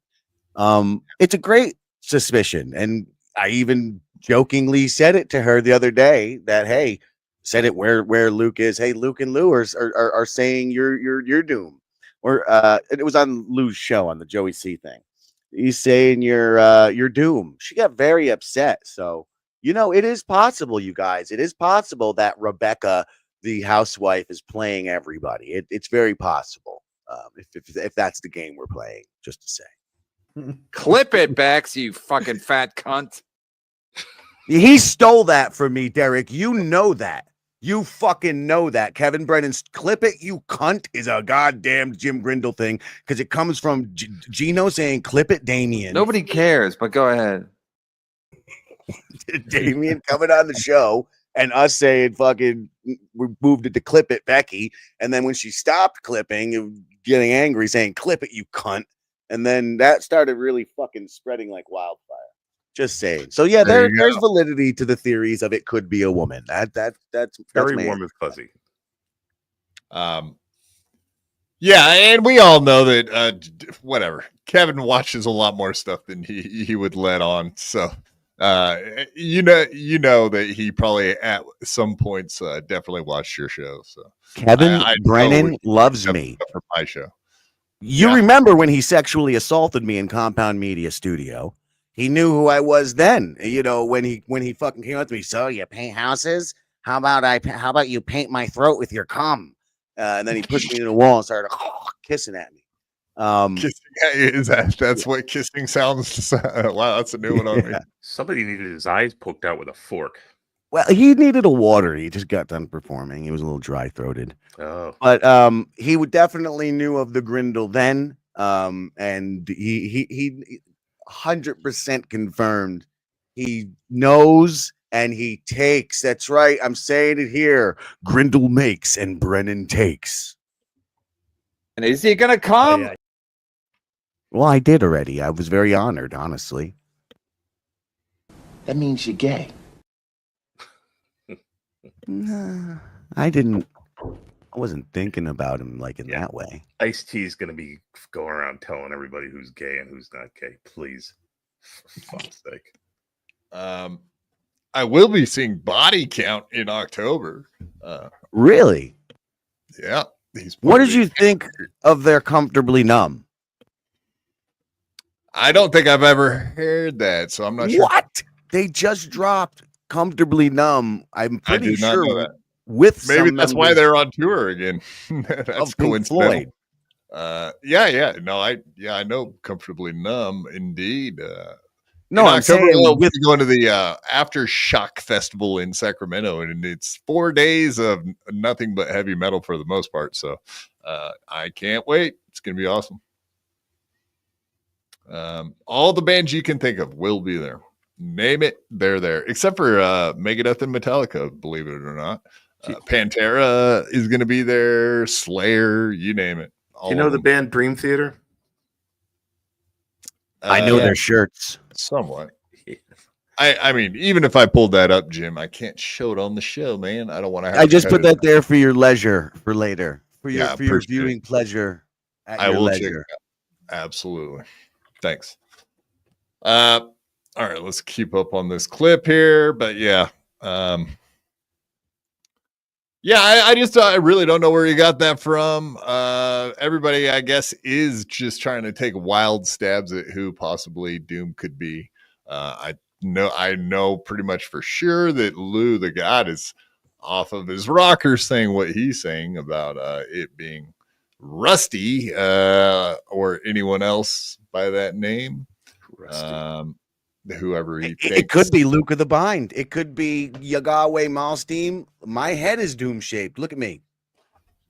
Boom. Am I doom? Or boom. I carry a certain amount of doom with me wherever I go, but I don't think it's me. If it is, I'm doing it and I keep forgetting, which tracks because dementia is catching up to me very quickly. It's not dementia. It's Tyler Durdenisms. You know, it's cool. It's like you're like Fight Club, man.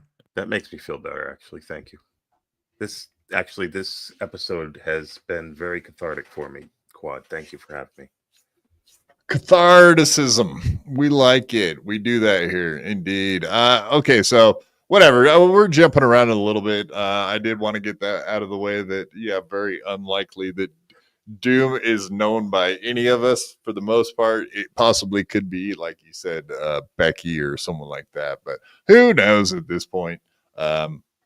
Indeed. I love everybody giving their opinions on it, though. But back to Rob Saul. We had a little bit of conversation ourselves, as we know. Rob Saul. You think I'm just going to hand over my show to you, Doom? I have an update for you about my participation in the. This is from a couple of weeks ago, right before the Super Try Bowl. not to say what I'm thinking. My brain short circuits, and that's try when I not to start say going, what I'm thinking. That's always a good idea. He does a lot of that. About my participation as far as the after party and all that. I have some updates.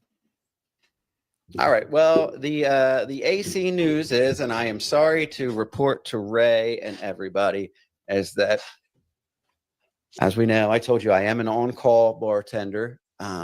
When there's open stuff on the very hard on that. On the schedule, they do it. They do the schedule in advance, and I will not be working on Super Bowl weekend. I have that Saturday and Sunday off. They gave me the option, and I said, you know what? They're right. I don't want to stop their business. If 60 whatever people want to go in there, there's several bars in there. They want to search around for me. They just won't find me. I won't be there. We get the point. Yes, there's other bars, etc. But indeed, Rob Saul had the chance to go in there and clean up on Super Bowl Sunday. And I know we had a little bit of a conversation about this, but I think Rob Saul missed the boat, man. He probably would have ended up making a couple grand over having those people show up. And because, I mean, a shitload of those people are pay pigs for one. Obviously, they're dropping hundos left and right on these shows that we watch. They would have done the same fucking thing, dude. They would have done the same thing. That's pretty rude of you. He didn't want to get beat up by Chad Zumach, dude. Come on now. No, Chad Zumach. Oh, how scary, right? I'm a big Chad Zumach fan, and that's maybe the first thing I said that wasn't a joke this evening. I think Chad Zumach's a very nice guy. That might be the most scandalous thing I've said, huh? I mean, in person, I hear he's a nice guy, but yeah, he plays a character on these podcasts, which is supposed to be a badass, threatening Rob Saul and threatening Stuttering John and threatening this guy and that guy. But yeah, then he shows up in person and but then he goes back on a show the very next day and was like, oh yeah, I was walking around like I'm a badass, and like these people didn't want nothing to do with me, because that's kind of how he made it sound like everybody feared him, and that's why he didn't get messed with at the events. I don't know where the truth lies on that stuff myself. I'll take his word that he's really a badass, and everyone just backed down the second that he showed up. Well, he did beat up a fucking helpless puppet after all. So yeah, good point. A puppy or a puppet? Puppet. Oh, that too. Right. He beat off a puppy. Yeah, he beat off a puppy and beat up a puppet. Right. Yeah. All right. I was gonna make a horrible. No, I'm not gonna say it. That's too bad. All right. Oh, you got it now. Bad jokes are just bad jokes. Let's not do it. I don't want to start making bad jokes now. You know me, guys. I only make really good professional jokes. That's where I have high standards for joke making. But yeah, so anyway, Rob Saul did end up going and hanging out with all these people. He even got to hang out with Deb, his imitable enemy, which is just some nice lady in the dabbleverse. Yeah, like, wow, you confronted a nice lady. How brave of you, Rob Saul, indeed. Jim, did you have any conversations with him about the Super Bowl event, or have you talked to him like recently? Yeah, I did actually. Personally, and I don't think I'm talking out of school. I've said this to him. I think it was a big mistake for him not to do it. I even suggested for him, I said, dude, just serve them like you're a fucking butler, the biggest smile, wear a stupid yellow bow tie, and just collect tips. You know, like these people want a story, don't give them one. Let that be the story. Did you see the doofus and his bow tie? You know, who gives a shit? Collect the tips. And now that the show got canceled, oh my God, how much money would that man would have made? Because they would all ended up at his bar had he worked. You know, no doubt about it, man. No, I mean, that was the plan. The after party was going to be at his bar. So I just think he costed himself a shitload of money, and there was no reason to, because he ended up showing up there anyway. So thousands of dollars in tips. I'm guaranteeing you he would have made the way it ended up.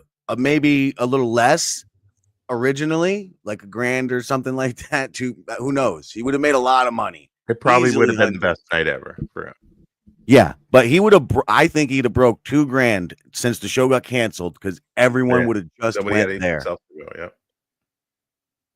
But I agree 100%.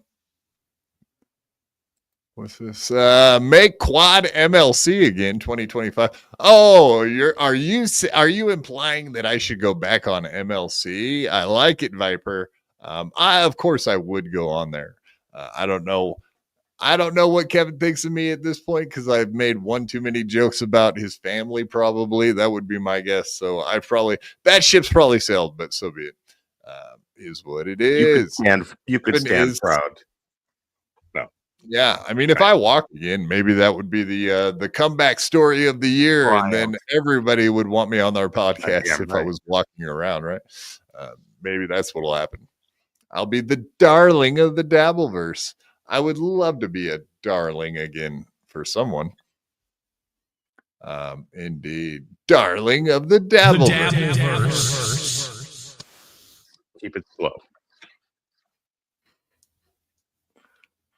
I thought you were raising your hand to offer to let him be your darling. No, we were just. I was trying to figure out what you were doing to you were saying. The hand signals. I thought you were going to start speaking in. I was trying to make my webcam zoom in. Is what I was trying to do. Yeah, that always works out really good for you, doesn't it? Oh yeah, you see it's bouncing all around now. It's just waiting to fuck up again. I was gonna say, yeah. Let's see you zoom back out and see how well you do. Let's watch that.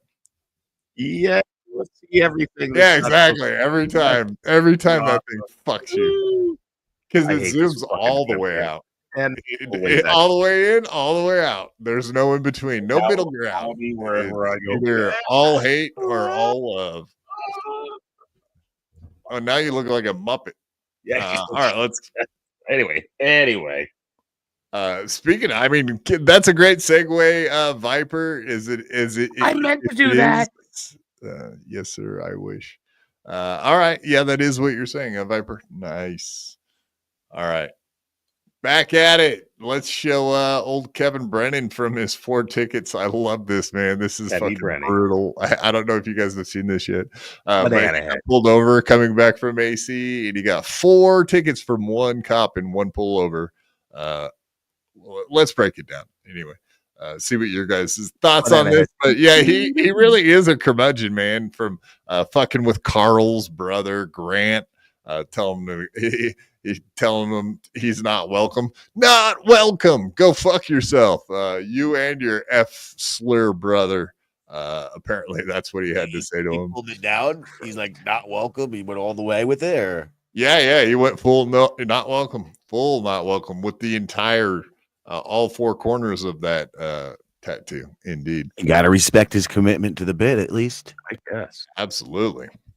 Yeah, he was rude to Deb. Also, Rob Saul kissed and made up. I don't know how hard they kissed, but they definitely kissed and made up. I don't know. Kevin sounded like he was rude to Deb, and she was just trying to give him some hats and some merch.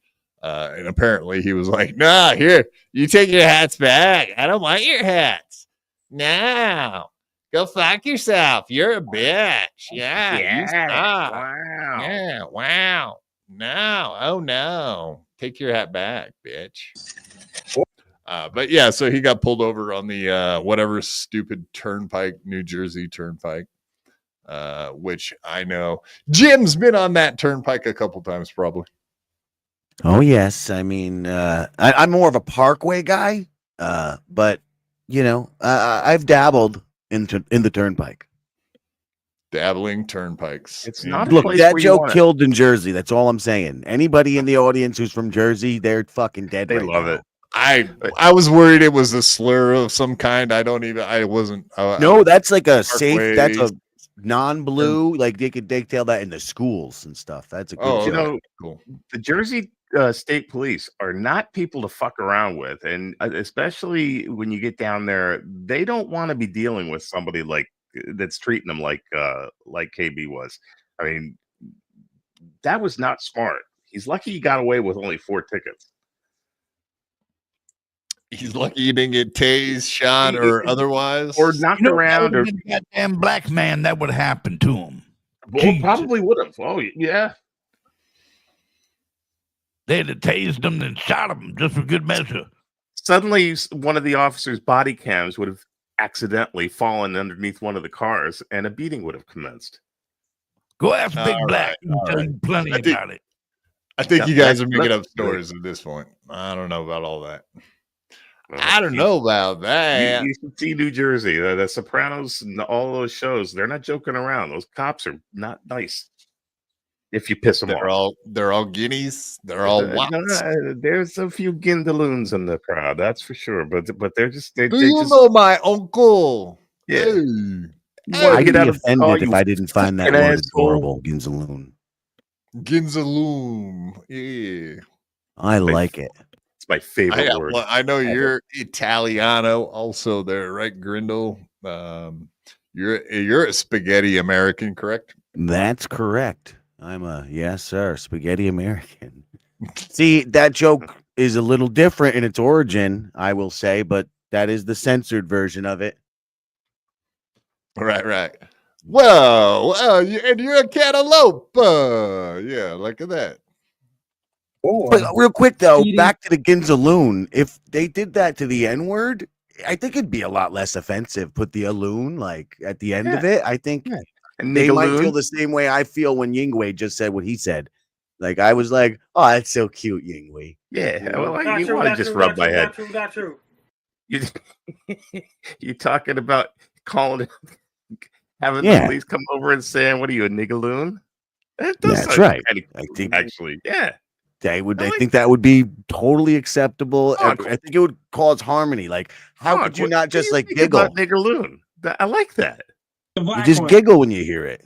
Tyrone's like, haha, you adorable little jerk. Yeah. You know what? I was going to shoot you, but now, Let's eat a sandwich. yeah, let's go get a sandwich. Because I think we're still in Jersey, right? With this, I'm pretty sure. We're gonna get a sandwich. I spend a lot of time in Jersey, so yeah, I eat a lot of sandwiches. Did you say Jigaloon? Sandwich. Nigaloon. Oh, not Jigaloon? My bad. We're just going to get rid of racial epithets by putting a loon at the end of it. It's beautiful. That is. Baboonaloon. I could go down to Brooklyn and Is say that hello to all too, the loons. That's beautiful. Man, Derek, I was so wrong all this time for siding with that jerk of the jerk. Because, like, you know, you are here bringing harmony. He's over there saying you're just this racist jerk, ghoul, goblin, gobbledygool. And here all you lies. are promoting. Sure, it's Yingui and I are the ones coming up with this brilliance right now, but you are platforming us. I would never work with a racist. I would never do it. I'm into platforms. I'm into ramps. I'm into all kinds of things that are helpful for folks' stages. He has some sick ramps at home. I'll tell you. Real quick, that's why Derek and I did stop working together. It was the racism. We couldn't figure out which one of us was the racist. So Yeah. we just, Yeah. you know. Yeah, sometimes it's hard No, to it's tell. you. It was like the Spider-Men pointing at each other. You know, just a bunch of Spider-Men pointing at each other. You know, all that spider goo going everywhere because neither one of you had goo very good aim. everywhere. Yeah. It was a real mess, I tell you. Yeah. Hey, could you quit shooting the goo? I'm trying to figure out which one of us is a fucking racist. Fucking ropes everywhere. We got one racist right here in front of us. He is married to a baboon also, but baboonaloon, I mean. But indeed, Kevin Brennan. Let's see Kevin Brennan and how he treats the nice police officers. We watched last week as he treated the dealer at the casino very well. I high-fived myself. I've never done that before. Careless drive. Yeah, baboonaloon. I mean that's like the illiterati, man. That's the absolute alliteration. That's too much alliteration, I think. Jesus, I don't care Too much. I don't know. Jim could be the arbiter of that because he knows he's a wordsmith by trade. Maybe Buy even my books. letters. Yeah, exactly. Books. Sell the book. Driving, traveling in the left lane, and failing to obey the turnpike signs. Here you go. That's the turnpike sign. Contact the court if you have any questions. At the bottom, there's the speed limit signs. You have a nice day, okay? What's your name? So he's saying I get a ticket for speeding and not obeying the speed limit signs. Isn't that the same ticket? But this prick. No, let's hear that again. I gotta hear that. Okay, here's your documents, and here's your 4 summonses. 4? Speeding. 4 summonses? Is that a word? Summonses? No. Summonses is. It's just summons. Driving. Yeah, here's your summons. Last time I got a summons, that's what he said. Okay, here's your documents, and here's your 4 summonses. 4? Speeding, careless driving, traveling in the left lane, and failing to obey the turnpike signs. Here you go. That's the turnpike sign. Contact the court if you have any questions. At the bottom, there's the speed limit signs. You have a nice day, okay? What's your name? So he's saying Yeah, so I mean, those 3 tickets sound like the same ticket. Not obeying like the sign is a speed sign. He was speeding, not obeying traffic something, and then of course the left lane thing might be different, but 4 summonses for the same fucking thing seems way overboard, dude. Is that how they treat you in New Jersey every time they give out tickets? Have you ever got one? My experience in Jersey is kind of how you'd expect from the stereotypes of Jersey. The police they pull you over, they'll punch you in the chest, and they'll let you go very often. I mean, things may have changed. If you're a jerk, yeah, they're gonna try to hit you. If you're from out of state, they'll probably try to hit you. But I've never heard of this. Like, I didn't know where you guys were going with it, with your opinions on it. Like, if you thought it was fucking normal or if Kevin was out of control here. But no, those are weird. Those are the same tickets, except for the left lane, like you said. Yeah. I don't understand, but I think I think if the dude handed me 4 tickets, I might get pissed off. And whatever, he treated I've had the same problems with dealers in poker rooms myself as he has. So I don't know that necessarily he's way overboard, but I do like his reaction, honestly. Not getting a ticket for speeding and not obeying the speed limit signs. How long you be on duty? You have a nice day. I'm not answering any more of your nonsensical questions. I don't have to answer that question. Come on, Maka, you're a tough guy. Yeah, you have a nice day, Come on, tough guy, bitch. Anytime, any place. Let's meet up. You have a good one. Let's meet up when you don't have your gun. When you're not a tough guy, right, bitch? You have a good one. That's pretty. Bitch. Yeah, you have a good one, okay? Go fuck yourself. Okay, you have a nice one, okay? Okay, I'm going to go speed right now. You going to catch me again? Absolutely. Go ahead, tough guy. You're a tough guy. I like it.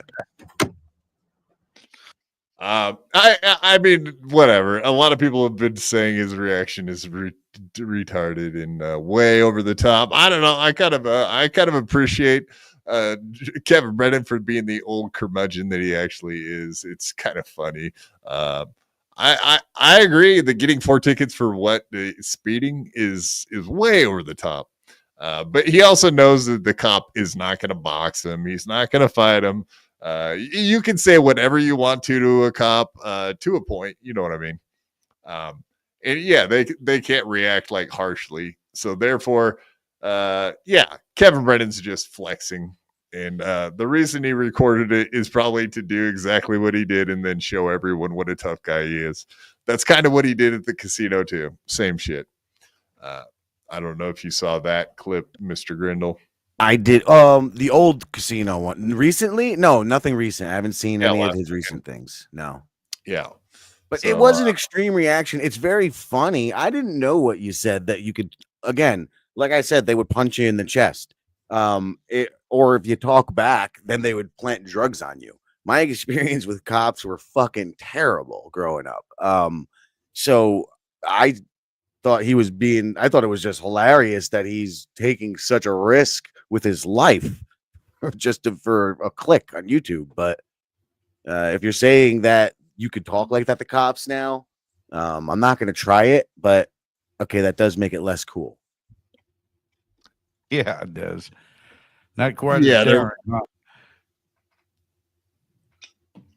definitely was a day where you couldn't talk to cops like that, or you would get your ass beat 100%.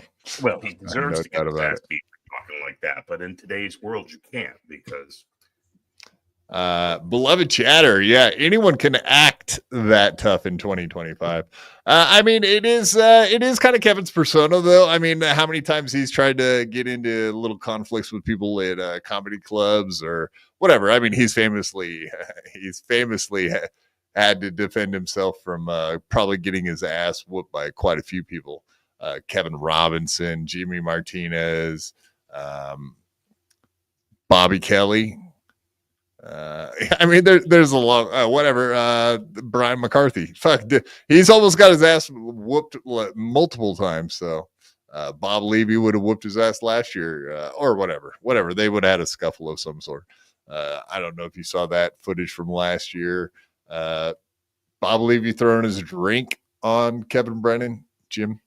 That's the footage I saw when I was gonna say I did see something. Yeah, that was from last year, exactly. But yeah, whatever. Kevin being a tough guy, I guess, to a point. He's just an old curmudgeon, though. He's kind of the get off my lawn guy, minus being in the military or a badass at any point that I'm aware of. At least I don't know that he's ever actually beat anyone up. But he plays a tough guy on a podcast, just kind of like Chad Zumach. Same thing. They're the same guy, right? Dude, if you're talking to cops that way, he must be talking to even the Starbucks barista that way. Exactly. And that's kind of crazy to me. Look, I'm really stuck on you telling me you can talk to cops like that, because I do have a lot of anxiety in the world. I want to fucking strangle people. Like, they get crazy out there. And I feel like I'm constantly going to get into some, like, you know, the scene in Anger Management on the airplane with the Adam Sandler and the lady where he's literally totally Gustavo. And it's like, calm down. I am calm. That's what it seems like happens every time I'm out there. But if I know Kevin Brennan's out there talking like this to everybody and people really are just that pacified now, that really changes my anxiety levels. Facts. G-Rob, bring ass beatings back. That's right. Make ass beatings great again. That's right. That's what we're here for. Actually, you know, that's funny because I just popped in my head. I remember now Jim was wanting to do like a boxing match with Ski Mask or that big other monster, Stevie Lou. He was doing the boxing match with Ryan Katz Rivera. And I do remember you saying, hey, come on out. We'll do it too. Oh, no. I challenged. First off, Ryan stole. Stevie Lou challenged me before the Ryan fight. And I fucking challenged Ryan to fucking fight me for the right to fight Stevie Lou. Because how do you do that? How do you just go and take somebody's fight? He already fucking laid the challenge. So, all right, whatever. Stevie Lou backs out on me to go fight Ryan instead, a tiny little Asian man. And then we schedule another fight, and he backs out again. Then goes back into it. We agree. He's like, oh, I don't want to end my gym. Yeah, I'm afraid you're going to, like, attack me and go crazy. We could do it in the streets of New York City with fucking, like West Side Story with knives if you want. I was like, no, how about we just do it at another gym if you don't want me at your gym? So we're going to go to Richard Kish, sweet, dear, old Richard Kish. Very, very old, man. We were going to do it at his gym. And then what happens? He hires a guy to nunchuck his arm. He didn't really hire the guy, but isn't that ironic that happened right at that time? Yes, very coincidental. Yeah, I mean, do you even believe? I mean, Stevie Lou, look at the guy. He looks like a liar. He looks like a goof. What's up with the pants? Jim, what do you think of the pants on that guy? Very smooth crotch. Very smooth. He's a nubby, a nulo, a nillo. He looks like Vincent Price as Egghead in the 60s Batman. That's who played Egghead, right? Vincent Price was gay. Yeah, was he now? Stevie Lou is too. So what a coincidence. Yeah, Vincent Price was a very closeted homo, so that kind of tracks, doesn't it? Oh, okay. So he didn't rape Drew Barrymore.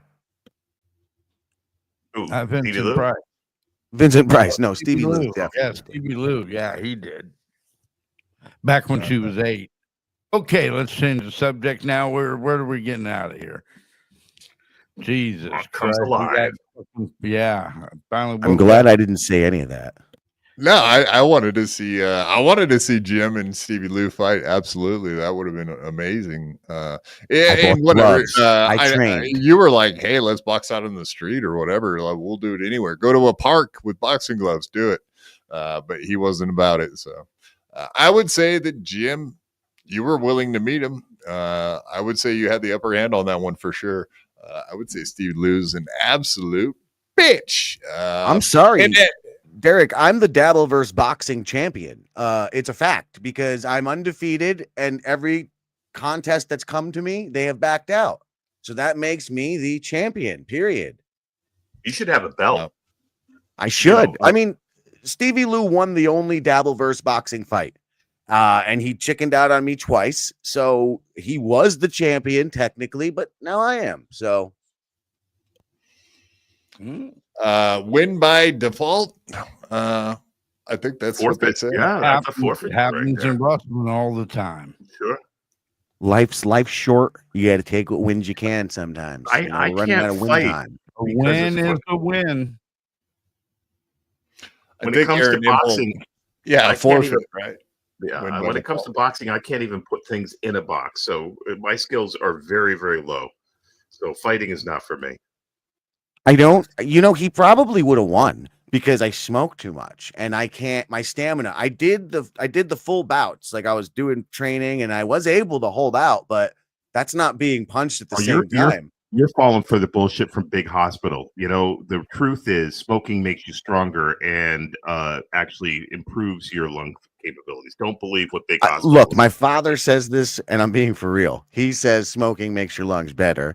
I half believe him, only if you're already a smoker. But my dentist did tell me smoking, and she said, I can't tell you this. This is the big dentist secret. But smoking is good for your mouth. It makes your gums not bleed. So like when they give me cleaning, what'd you say? It's like it cauterizes your lungs. The smoke just makes it so the blood vessels get jammed up. Now, is your dentist hot? Super. Pot does what now? Is she hot? Your dentist. Because if she's hot, has that kind of advice, you want to marry this dentist. Or at least take her out back and give her a fuck. You know what I'm saying? Lady. Oh, well, forget it. She's a Patel. So she looks a lot like Quad, is what you're saying, with a big red dot up on her forehead. No, not those ones. Like the ones who look like Cherokee, a goddess with only 2 normal arms. Oh, like a Cherokee. No, dot, not feather. It is a dot, but I'm very bad at the good end because you have in that area of India very you have the ones that shit on railroad tracks, and then the ones that get out and become doctors. I get it. Yeah, exactly. And the ones that move over here and open up a Holiday Inn Express. Oh, but Jesus Christ. That sounds very specific. You cannot bring a bird into my hotel. Yeah, I've heard that story before, too. Don't ask. Okay. I did want to get into the next topic. Ian Fidance. Like I was saying, I know he's been on Compound Media quite a few times, and he went viral for this most recent clip. I found it a little bit interesting, but is he gonna slap this girl?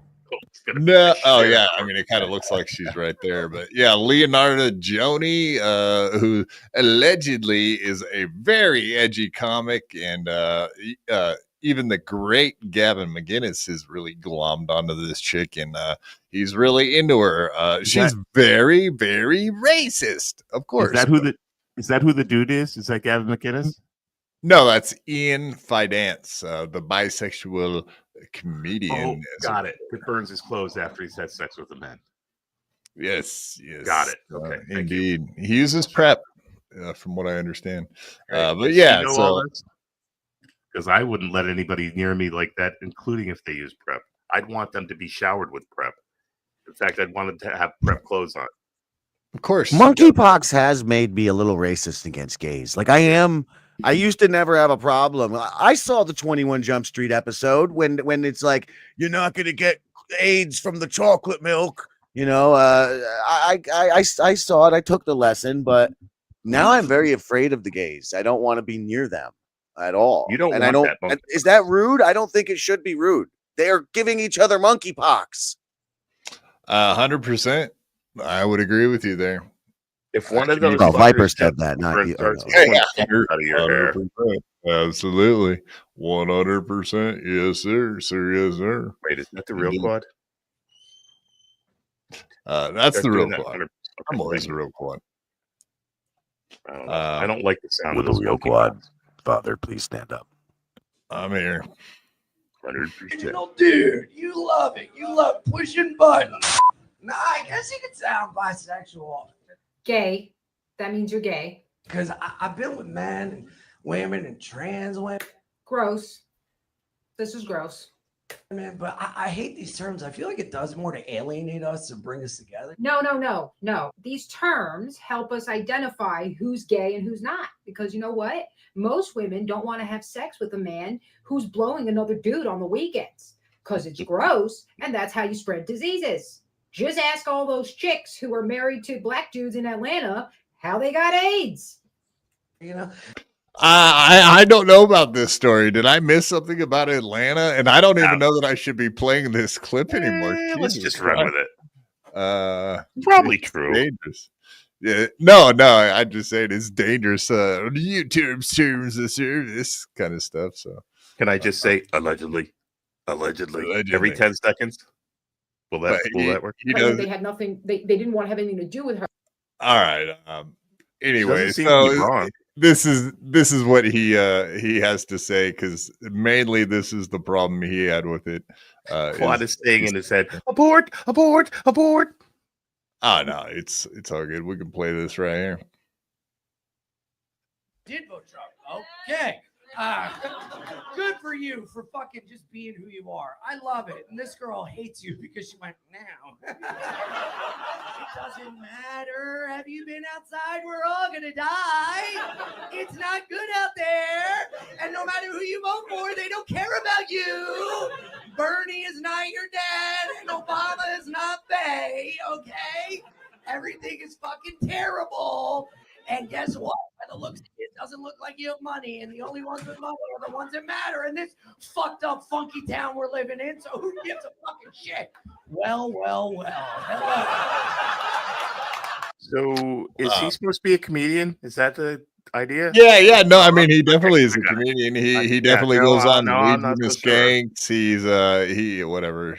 But yeah, woke comedians are propagandists for the machines. This is why they're never funny.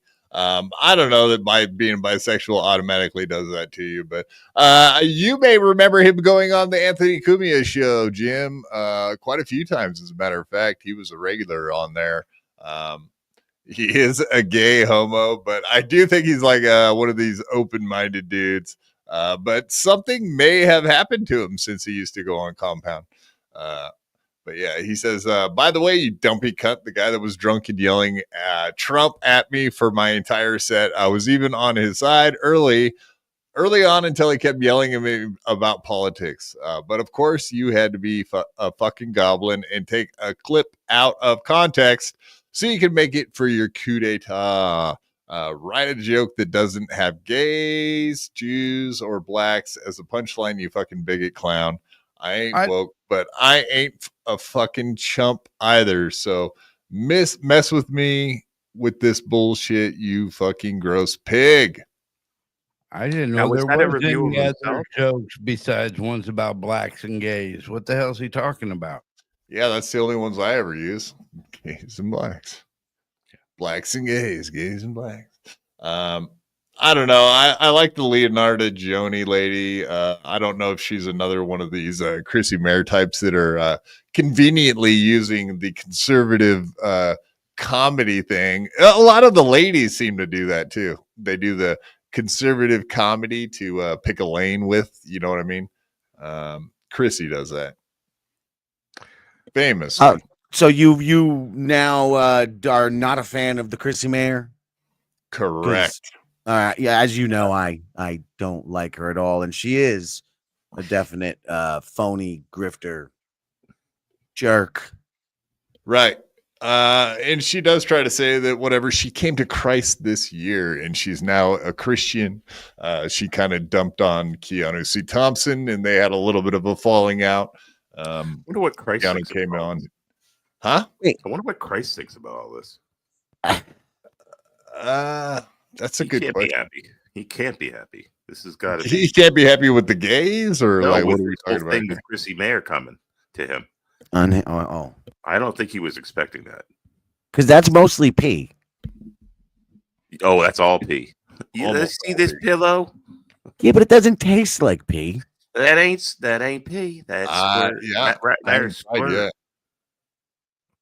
Like, I get it that they doctors and all these people, they say that there's no difference between a woman coming and a woman peeing, but they taste completely different. We have video evidence that says otherwise. Both things.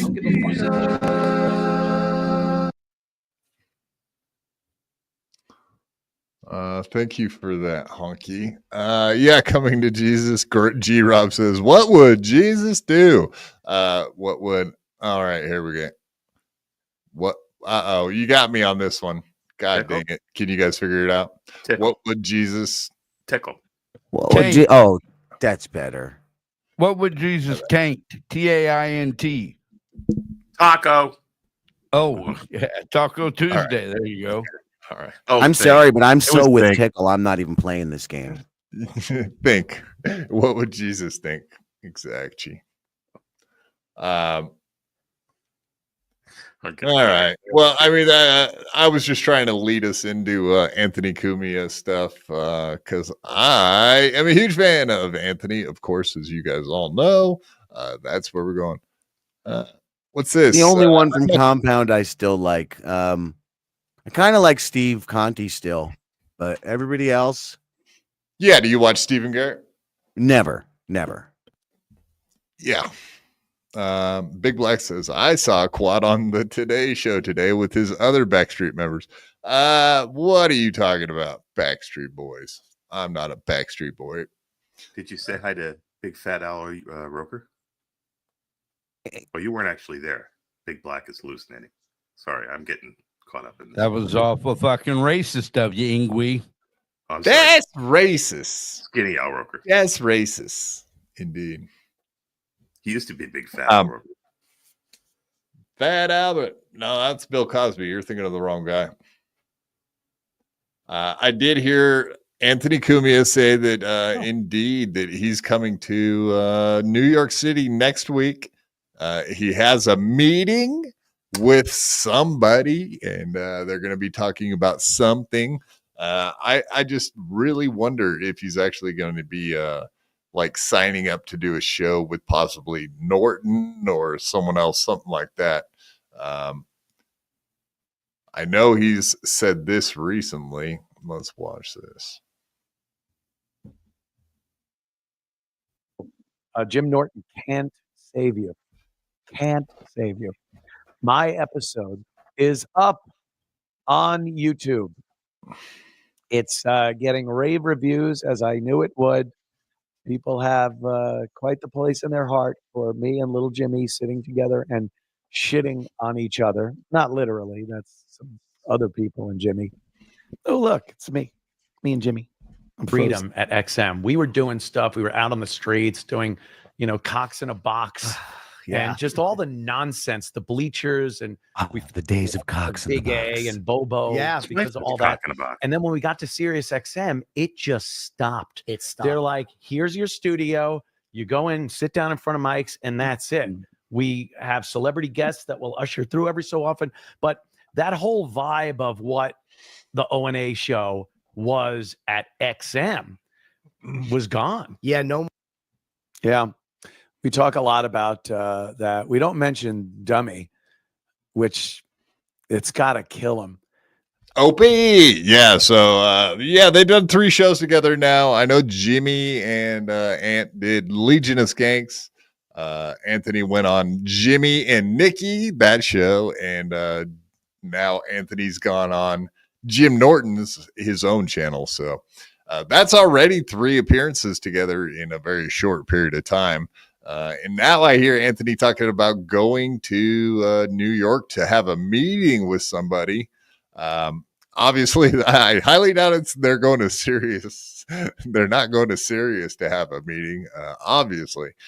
But I would assume maybe there's something in the works for Jimmy and Anthony to do work together in the future, which blows my mind. And I hope to God and pray that that's exactly what it is.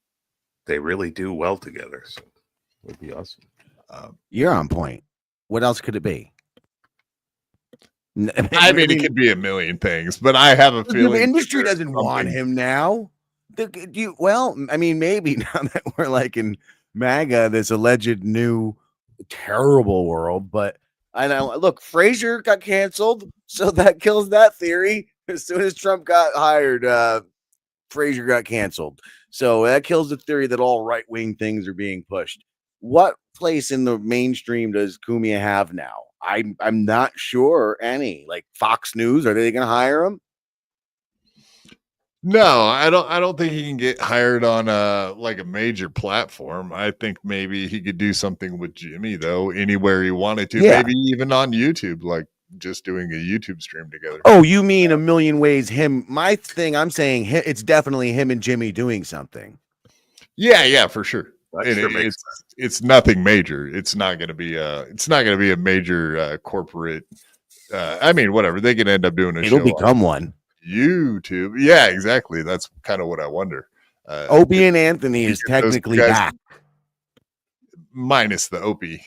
Yeah, but that's the part nobody gave a shit about. There you go. That would be fucking amazing. Nice podcast, stupid. Should have done something with Jim 10 years ago, dummy.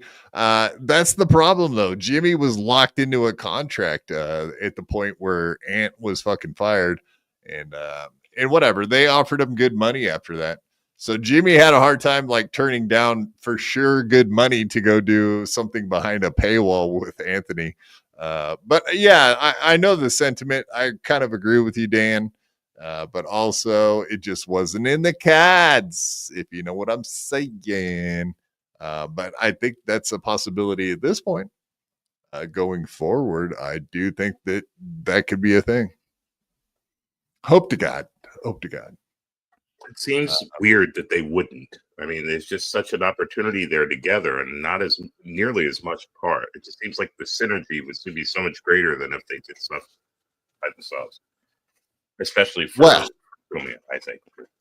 Chipper. I mean, Chipper was coming into Compound Media to film Chip Chipperson there at the end quite a few times, as a matter of fact.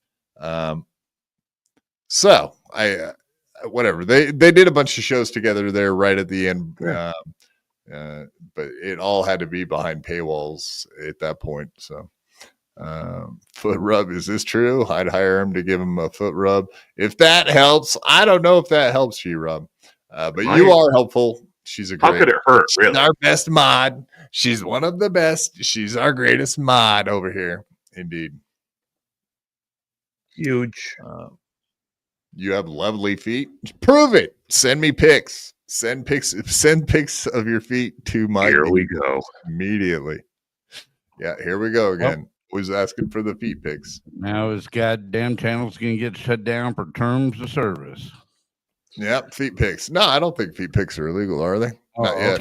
Totally within the TOS. Good. Unless you get angry, then it's revenge porn, and then we got problems. No gusto. Chip Chipperson was pre-dabbleverse. Not true. Indeed, Chip Chipperson was it was still going, what, a year and a half ago, 2 years ago? Not that long ago. 2 years and a couple months ago. Something like that. It was close to Christmas a couple of years ago. Oh, you mean he overlapped? I thought you meant he didn't come before the dabbleverse. Well, no gusto saying was pre-dabbleverse, therefore, which he was here before them. Started pre-dabbleverse, right? Okay, I was thinking ending for some reason, but yeah, Chip Chipperson definitely was pre-dabbleverse start. Yeah, when did he start? Probably 2017-ish, 18, something like that, I believe. I would have to look that up. God damn it! Now you're making me question myself. I avoided on your feet. Damn it! You ruined your pristine, perfect feet pics with tattoos. Is she saying the tattoos are recognizable or her feet recognizable? Because probably we're not really that stupid. We know what feet look like. Both. These are not my hands. Just exactly. That's exactly what the tattoos say. Wait a second. Could you help me here, Mrs. G. Rob? I don't know. Is this your elbow? Yeah, I want to. I rub like your feet. elbows. I am now confused. Oh boy. I don't think that's your feet. Do I put my pee-pee here? Can I come back inside? What that one that came out? No, that's Aaron Berg's old joke, right? Like he shot his load on his wife's feet and he said, "Look, shoes." I forgot that one.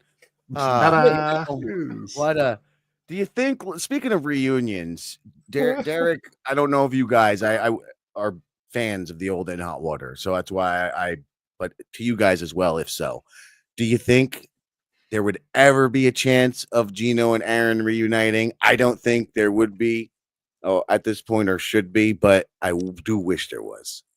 In like what form? Just any form? Like just hanging out? Do what they were doing without Gino's mental breakdown. Like a good... No.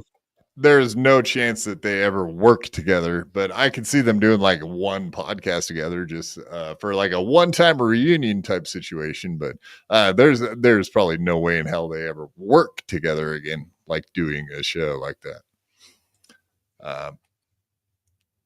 Shame, because it was very good when it was very good.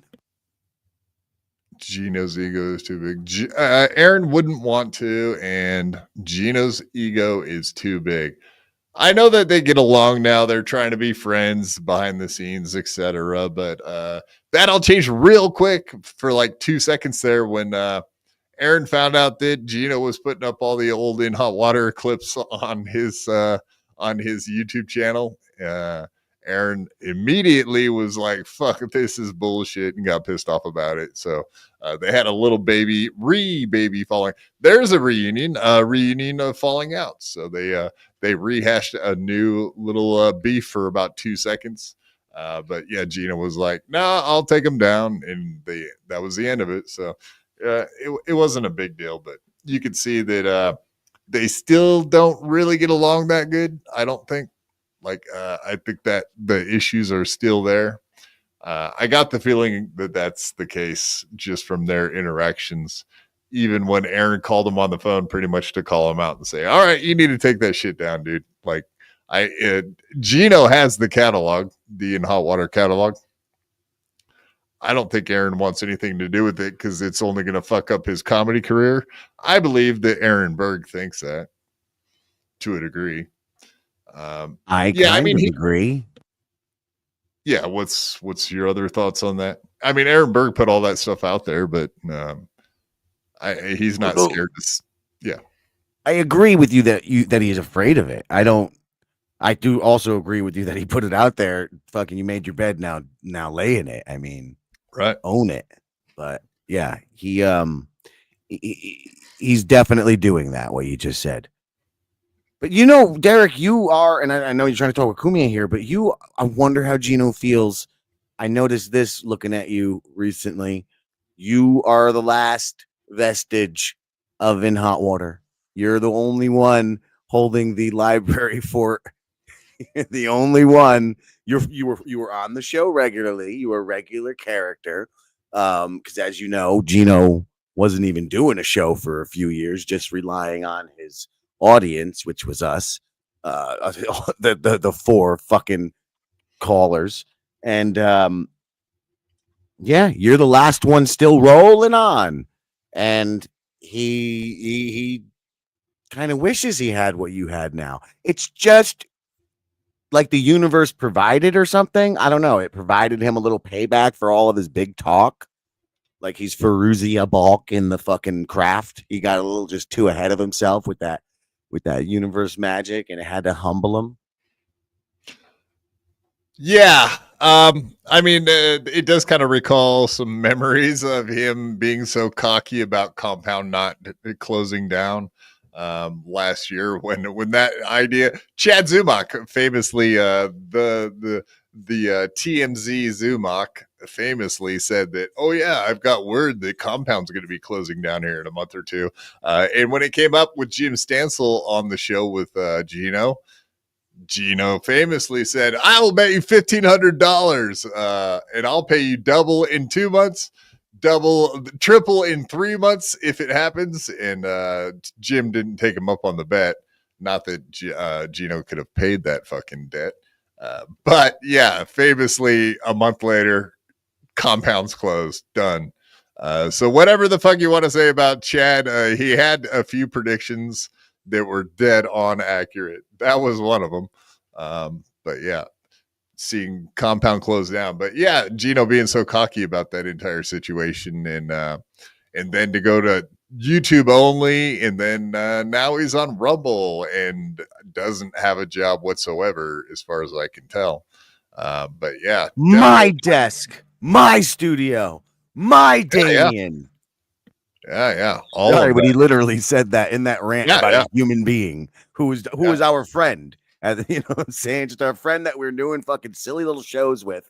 And he was ranting, which I didn't want to contest it, Derek, but you know what? I just perfectly segue myself into contesting it. Chad, like I said, big fan. But I don't think he gets credit for that.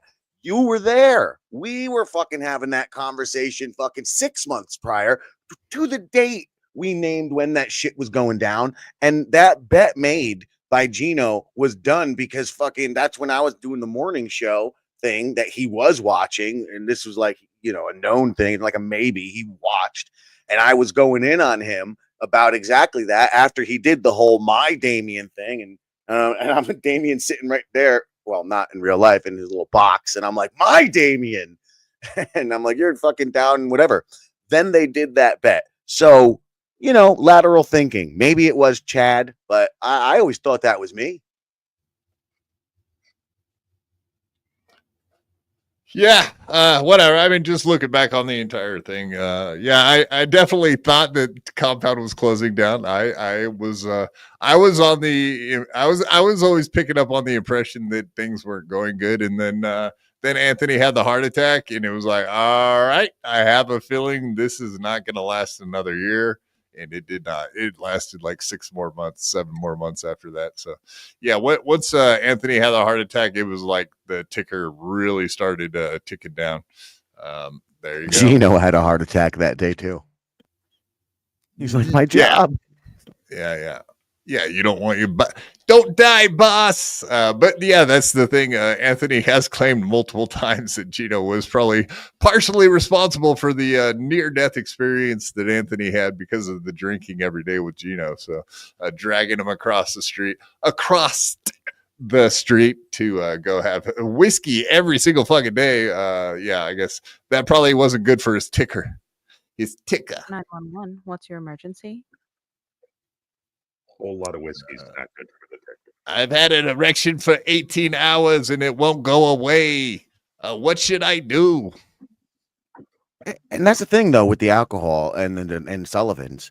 You know how it was. It was a party. They weren't doing shows. Everyone was just fucking partying to the point where people are walking in off the street and stealing shit.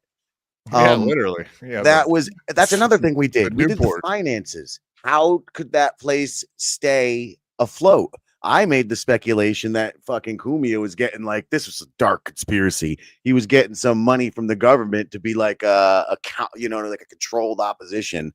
Because like, how the fuck are you making any money? He's a Fed. No, like a lot of people speculate that Gavin McInnes is a Fed for that exact reason. He's like, what is this business? And he's talked about that before. He's like, yeah, we got financiers. And it's like, what do you need financiers if this is a money-making operation? Like, that doesn't even make any sense. Him and Anthony have talked about meeting the money men and having conversations. Yeah, we got to go to AC this weekend to talk to the money men. And it was like, well, what do you need they're Feds for? That doesn't even make sense. Watch any fucking CIA agent movie, and it's Gavin McInnes's fucking story. Hanging out in hotels, getting fucked up, being the drug and alcohol guy. It's literally an exact fucking role of an agent. And then leads to exactly where you want that provocateur to go. Is exactly where McInnes has ended up. Indeed, and a lot of many people have speculated that, but now he's distanced himself from the proud boys. Proud of you, boy. Yeah, whatever. And it is weird that's where the entire thing came from was Compound Media. How do you go from doing a show and then turning into a Proud Boy organization is kind of wild, but whatever. I just have to take their word for it that it's true. Somebody came by with bumper stickers, probably. Sorry, Yingui. What's that? I said somebody probably came by with bumper stickers and brochures and just started something, and they just became Proud Boys like that. Like Latter-day Saints. It's just kids with nice ties. It's kind of like the Mormons. Yeah, that's how my whole household, all those fuckers became Mormons. I came home one day and magic underwear and all this shit, and I just went to bed. But yeah, it happens. So you came home and the kingdom was sitting on your fucking coffee table. Right. Well, I still don't understand it, but I have 4 wives now, so it's it has its benefits. I thought you said there was a benefit? Not really. It sucks. Yeah, I was gonna say like one wife's a pain in the ass. 4 wives, that sounds like hell to me. But okay, I'll have to. Any Mormons out there? You want to tell us? I don't know. Maybe Mormon women are different. I don't know. They gotta be freaky. They gotta be. Yeah. And the same thing with these Amish. Have you ever women. banged a Jehovah Witness? Not I. I don't think they bang, do they? Oh, they're banging fools. I don't know what you're talking about there, Jane, but I don't know. I'm trying to figure out if your references are towards the show or towards stuff going on in chat. I'm a slow guy. You have to speed me up on this. I love it. Catch me up. No. What do they call that? Soaking. They have that thing they do that they just stick their penises in and don't move. And that's somehow fun. That's actually kind of fun. As I saw the show Big Love, which is kind of creepy. Look, I was way young then, because now I realize it. Did you order the home game? Who were having sex were not like, whatever. But I learned that from that movie, and I definitely tried it, and it was a wonderful technique. So I recommend soaking if you haven't done it. Soak it. Maybe that's what Prince Charles meant about "I'll be your tampon." Gross. I just got a warm glass of water and just soaked that way. I didn't understand what they meant at first. So, but that's a nice experience also. I mean, it's like giving your penis a bath, or hot tubs for penises. I'm for that. So you basically, what you're saying is when she's asleep, you put her fingers in the warm water and you have a little water sports going on. We soak. Yeah, water sports. I love water sports. Just remember to get your rubber sheets out, folks, before you get into it. Just safety first, as they say. Be prepared.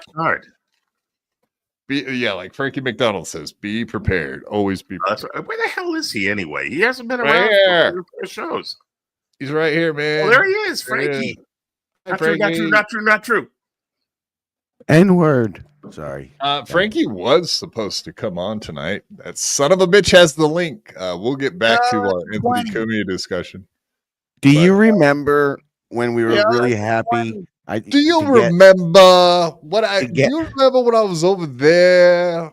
Yeah. Do you remember when we was over there and got Frankie to do Dorothy as in the Wizard of Oz play? You were there for the play, right? Yeah. Yeah. Oh, yeah. And so it's just where we were in the script.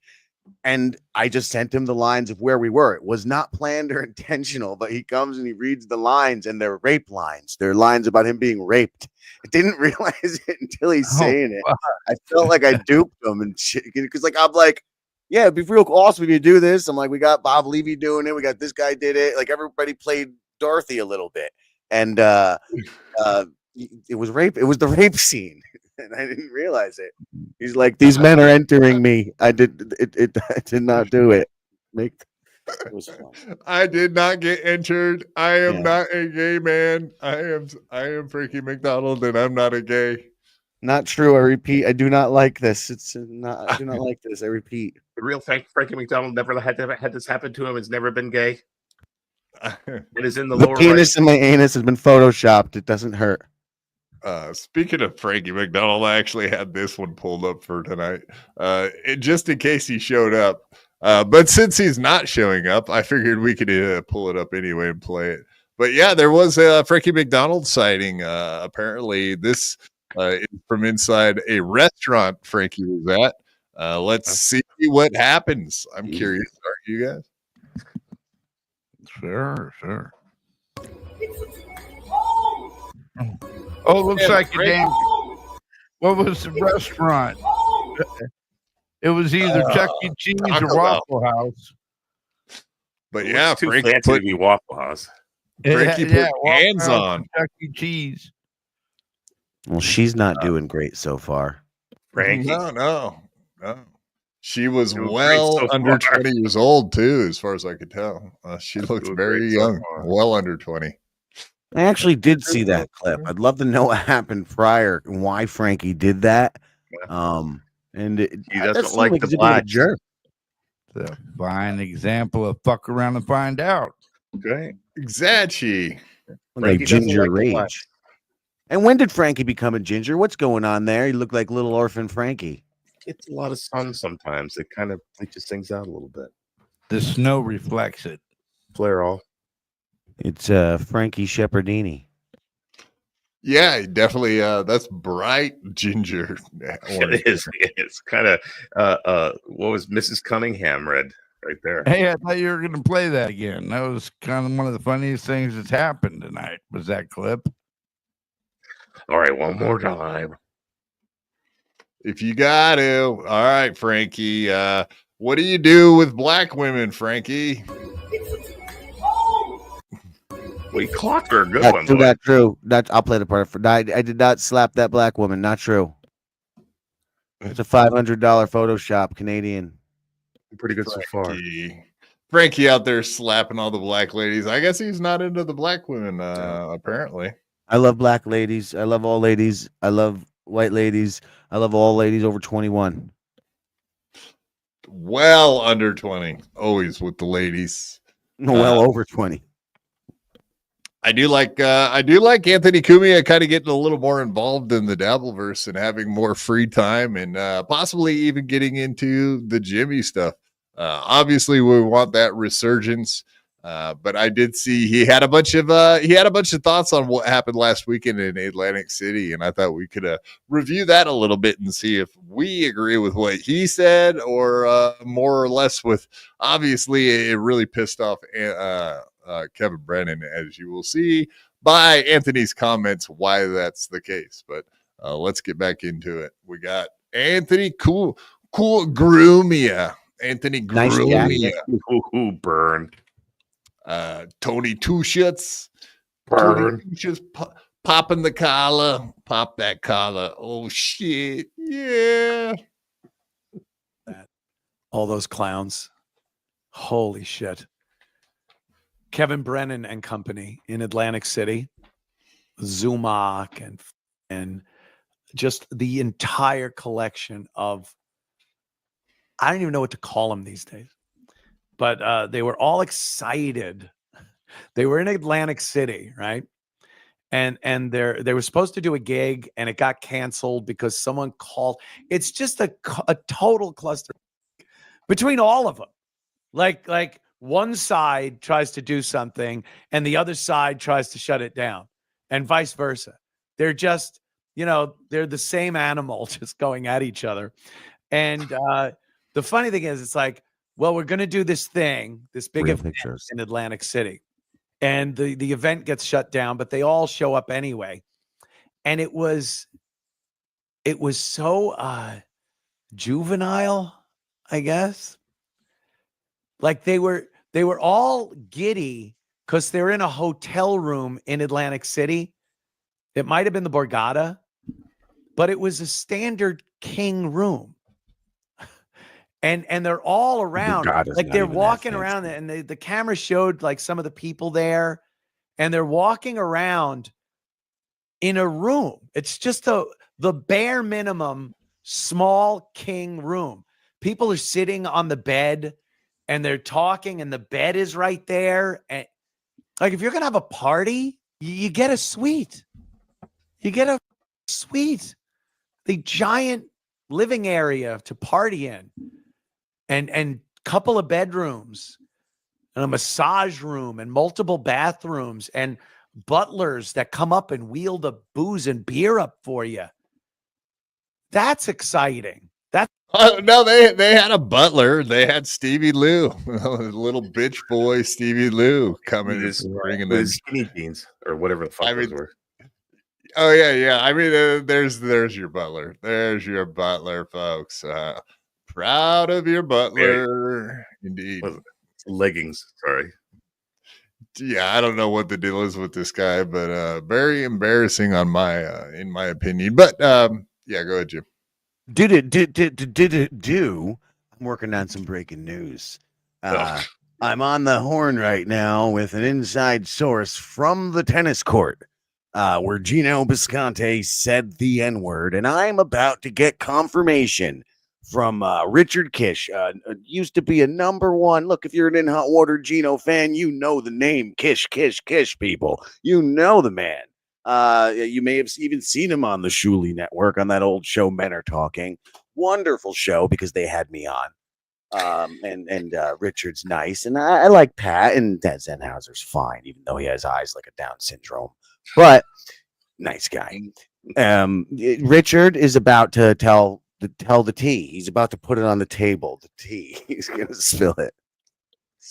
So that's all I wanted to say. So I'll be back with another do as soon as he responds again. So what are you saying? He wants to pop on with us, or I doubt that. He's very old. Like I said, he'll die soon. Really old. Yeah, he does look like Father Time, literally. Yeah, but you can trust him. Old man, big white beard, very kind. You can. He's definitely telling the truth. He does hate Gino now, so we can say that like with a passion. He also hates your boy Ski Mask with a passion. Red Rock. Right. Yeah, I think a lot of people do. Well, I'm not a big fan of fucking Ski Mask right now either. After what happened Wednesday, but whatever. I think I'll get over it and move on eventually. Funny, you were a fan until he pulled his dick out. I was not a fan until he rubbed his dick on my leg. I mean, just funny how things work out. Both dick stories. That's He right. uses what he got, even though it's not much. True. I repeat, that is true. Indeed. Ski Mask has a tiny penis. I think we're pretty checked out on that after last episode. Yeah, very checked out. Indeed. All right, so the only other shit we were going to really talk about is Aaron Imholt. I don't really know if you keep up on Aaron Imholt or anything going on over there with the news that Pot Awful and Ethan Ralph are getting dragged into the dabbleverse. I know on this little piggy today, they absolutely talked. They had Ethan Ralph on the show, as a matter of fact. I don't know if you've been following any of these storylines in the dabbleverse, GM, but that's what we'll be. I have not. In this Pot Awful, I did see him do an interview with Milo Yiannopoulos, I believe. Correct. And I have seen his name. I did wonder, because look, I've seen that look before, that straight long hair and those John Lennon glasses, and those were always psychopaths. But this guy is kind of freaking me out because he's got that look, but yet he's over here on this side of the perspective. And I'm sure that's his gimmick. I guess I just sorted it out now that I finally said it aloud. So maybe I'm not as creeped out. That's my point. He's been creeping me out because I don't quite get him yet. Yeah, fair enough. I mean, whatever. He is from a troll community. So if he gloms onto you and wants you to be the target of his ire, it's probably not a good thing because he does have an entire community behind him. And whatever, he likes trolling people. He's fucked with Nick Fuentes, Alex Stein, Mersh, famously with Mersh. But yeah, so he will fuck with you in real life, just kind of like Ethan Ralph is very happy to do that kind of shit too. Oh no, so I should not have said that about. I really liked his glasses. I think he looks totally there normal. You go. Yeah, you don't want his hair is fine. You don't want to invoke the happy to be here crew. They will come after you and they will get you for Honky, don't. Why did you say those things about his long straight hair? I was saying it probably smells good, like mine, like cotton candy, like probably smooth and silky. And you were saying he looks like a weirdo. Well, I said he looked like a fucking stinky, greasy hippie, but if you want the exact words. Well, that's what you were thinking. Those weren't the exact words that came out of your mouth. Those were the exact words, believe. All right, so we can hide in a bunker together if you want. Yeah, I'm a fan of Pot Awful just like you. Fair enough. All right, let's get into the Aaron topics and let's get into my radio's coming over. What, your radio broke? Or yeah, because I've never heard Pot Awful. Just a lot of static. Is that what you're trying to say? Yeah. All right. Maybe your radio likes you. Maybe his show's terrible. I don't know. Yeah, you ain't innocent whatsoever. Not me. Yeah. the famous, as you said, Steel Toe, the guy with the weird background and all that shit, Jim. I know you were making some funny comments towards his background and his setup Yeah. and whatever for being a professional broadcaster. Full disclosure, he did come at me once before. His wife tried to warn him, but he didn't listen to her. He did listen to her when she said, "Eat this cum out of my cunt," but or butt, whatever. But yeah, so I was being salty on purpose. I just wanted to let it be known. My view on Imholte is slanted. And he didn't mean Asian by that, folks, just to let you know. Oh, well, okay. I did, right? You said I did mean, because that's what I meant. I feel real Did you or didn't you? Because now I'm all goofy about him. Goofy. Oh, so I'm Asian. goofy for Steel Toe. I'm So goofy. Asian. Is it Asian or not? You gotta say goofy. Fuck. Yuck, yuck, yuck. I love you. Oh, okay. Asian. Okay, got it. All right, go. I rub you wrong time. Wrong time. I love you wrong time. Yuck, yuck. Sucker. All right, let's play this up. Make sure I got these in order. But yeah, did I put the wrong one up here? I did. Let me get this one because this is the correct one. Yeah, so I think I forced Aaron's hand this week, and I will take credit for that because I did indeed put the fact out there that Aaron, yeah, where is that Doom clip? God, why didn't I have this prepared? It's right there, Derek. It's right in front of us. No, let's look at this real quick. I clearly see it says Doom. But this one, so Aaron claiming that that he's still coaching and he's still going to the gym, even though there was no evidence of it. So I think when I put this clip out there, that I kind of forced Aaron. Jesus Christ, that's scary. I forced Aaron into going to the gym the next night. And doing this little video he ended up doing. So I'll take a little bit of credit for that. I feel secure that I am the reason that he cut this fucking promo with his boxing coach. But before we get there, we're gonna play the other one I had fired up. And now that I did see this one that you're about to play. I actually kind of enjoyed it. Look at that, Lou.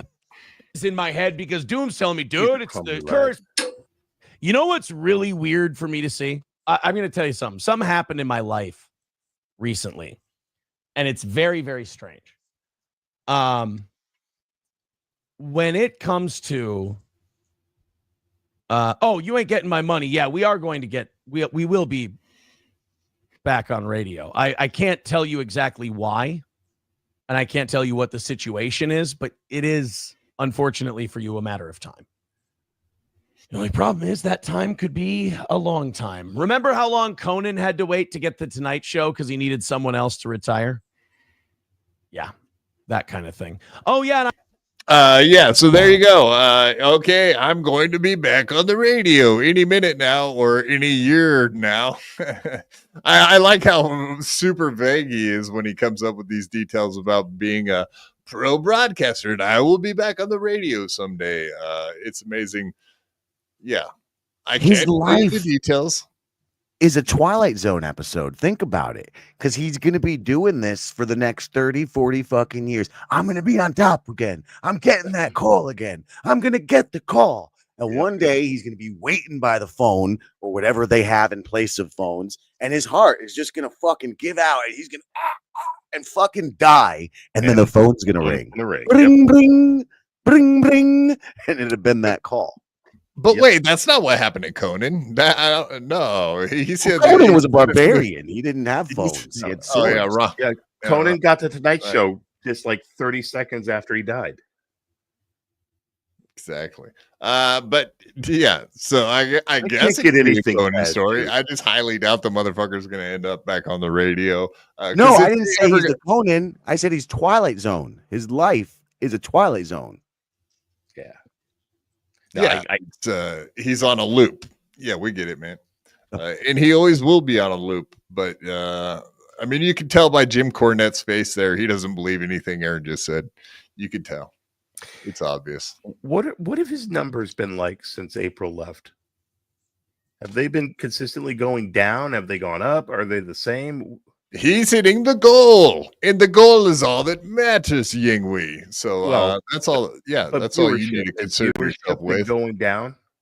That's Do all you people need. Viewership. Who cares about viewership? Yeah, he does a show for money, motherfucker. But yes, the numbers are down. Okay, that's what I kind of thought that, and they continue to go down. It's interesting. Correct. So that makes him really super attractive to anybody in the radio industry who's looking at him broadcast business. to see that his numbers are just plummeting continually. Well, I mean, he's in a super important market. It's the 137th worst market. Oh well, in you the didn't tell me United that. States. That's a fair point.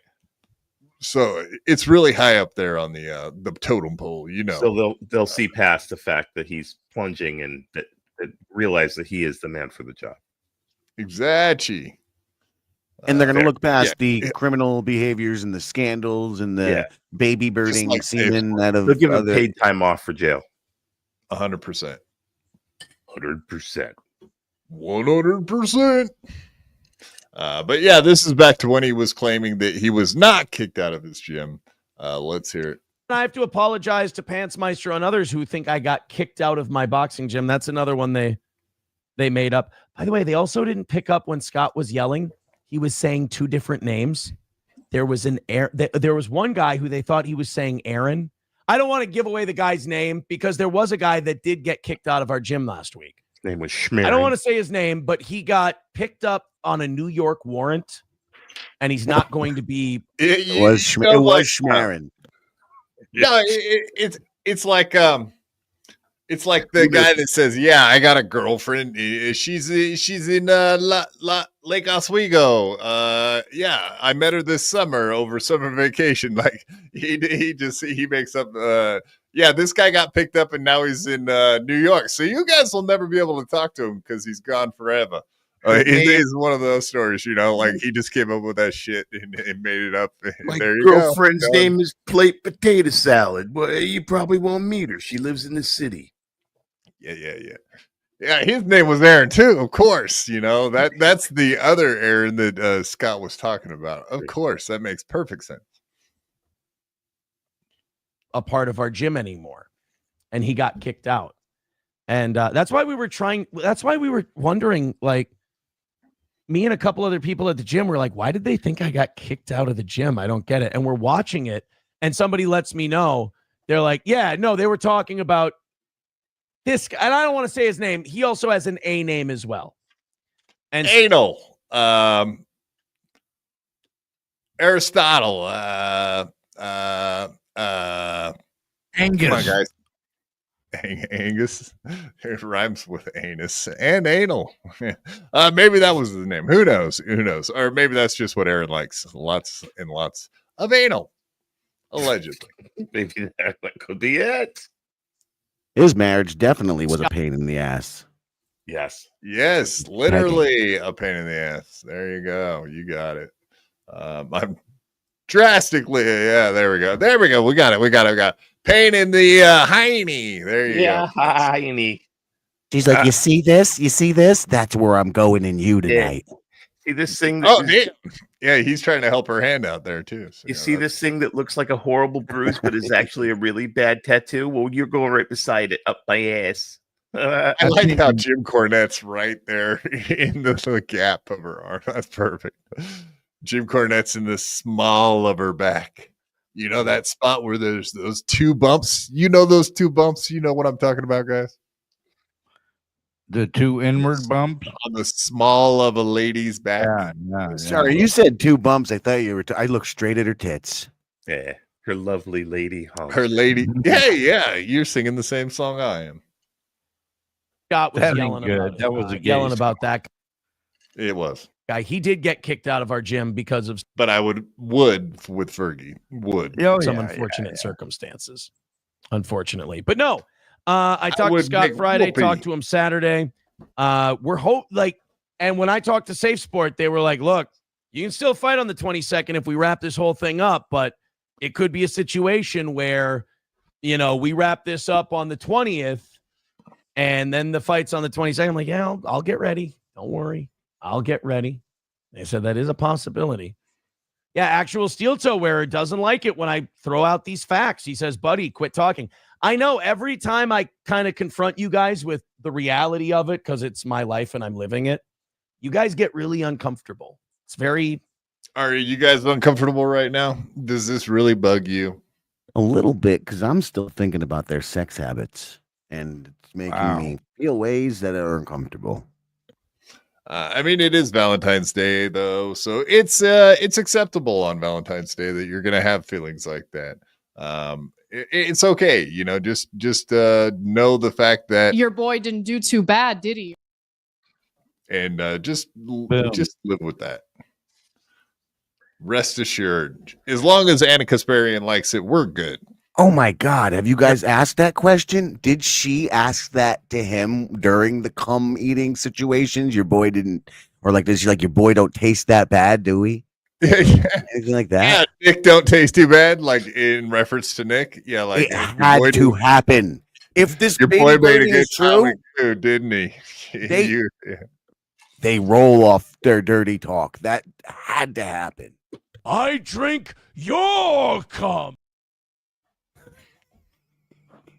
Absolutely, it did. That was a great movie. I don't remember that movie, but okay. I don't watch gay porn. I don't watch gay porn. I didn't catch that. It was, there will be blood.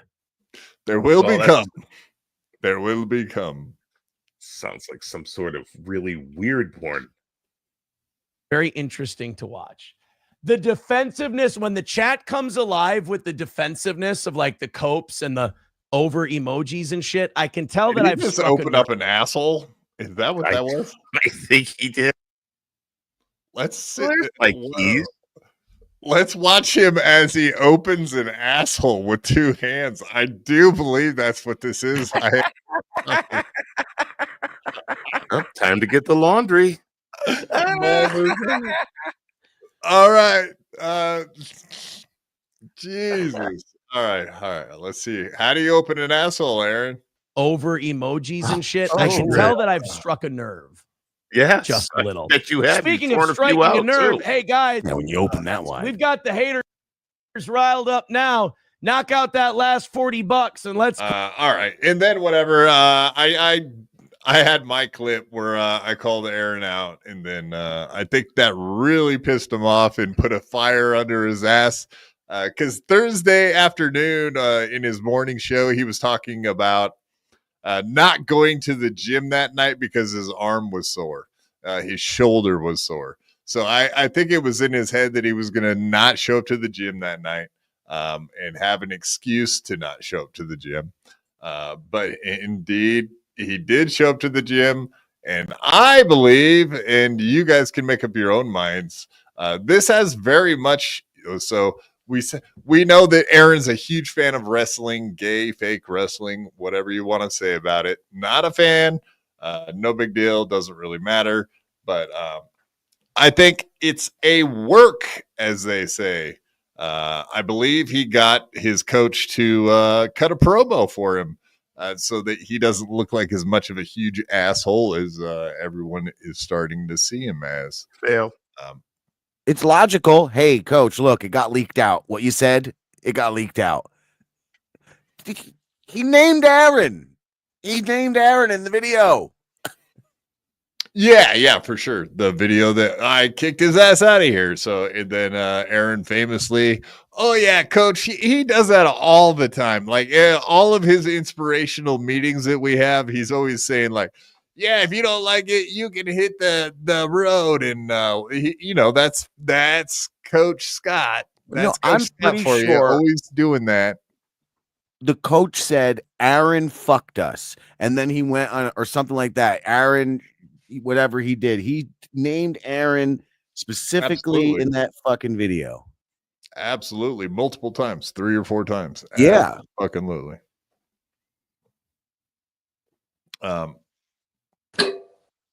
But yeah, so anyway, I think I personally forced his hand to make his coach do this promo for him. But yeah, it feels like he was put up to it. Not that he wasn't a happy participant in doing so, but I definitely think that's what happened. I don't do clips. John, how you doing tonight? I'm doing awesome. Hey, I just wanted to introduce somebody that was kind of away from the scene. Hey, Aaron Imholt. Aaron Imholt. Hey, who is this guy? Hey, one of our former, what do you say, attendees that have been coming and coaching. Former. Why does he say former immediately? Former attendees and coaches. So he's been coaching this entire time without a safe sport thing, apparently. And as we know, the only reason he filled out the safe sport and lost his ability to box is because they did a background check and found out that he has a bunch of outstanding stuff, like revenge porn, for example, or HROs. So, but yeah, so uncomfortable. I agree with you 100% that the cutting to him doing that little 3-punch combo on the bag as he comes over to cut his promo. I mean, it was well timed. I will say that. We can watch that back. I don't know what you guys thought about it, but it was actually pretty good. Please do, because I missed it. And that's Stevie Lou. He got me good by not fighting me, because he got me really back interested in boxing and bought gloves and fucking worked out and lost a whole bunch of weight too, because I really started to like it. Even after he quit, I kept doing so. Boy, did he burn me there. He owned you. Yeah, what an own. I hope he gets beat by another big Newport with nunchucks. I'm here for it. Hey, Aaron Imholt. Aaron Imholt. Hey, who is this? Hey, Aaron Imholt. Hey, Aaron Imholt. Okay, I want to fight still, though. Aaron Imholt. Hey, who is this guy? Hey, who's this big dumb? I'm Aaron Toe. Imholt. I've been punched so many times, like, you barely understand me. Pretty good pop on the bag, though. I don't know. You don't worry about the pop. Did you ever go hit a heavy bag like that, a leaning bag? Oh, let me tell you. This is why I got excited about it, because I was worried. And again, he could have took me from stamina because of my smoking, but I don't think he could have withstood what was happening. I'm not sucking my own cock. I shocked myself because I'm at work and we in the gym, one of the I guess they're really for Taekwondo is what they say, but they're not connected to the ceiling. You know what I mean? They're on like one of those giant hook fucking devices. So it's like that.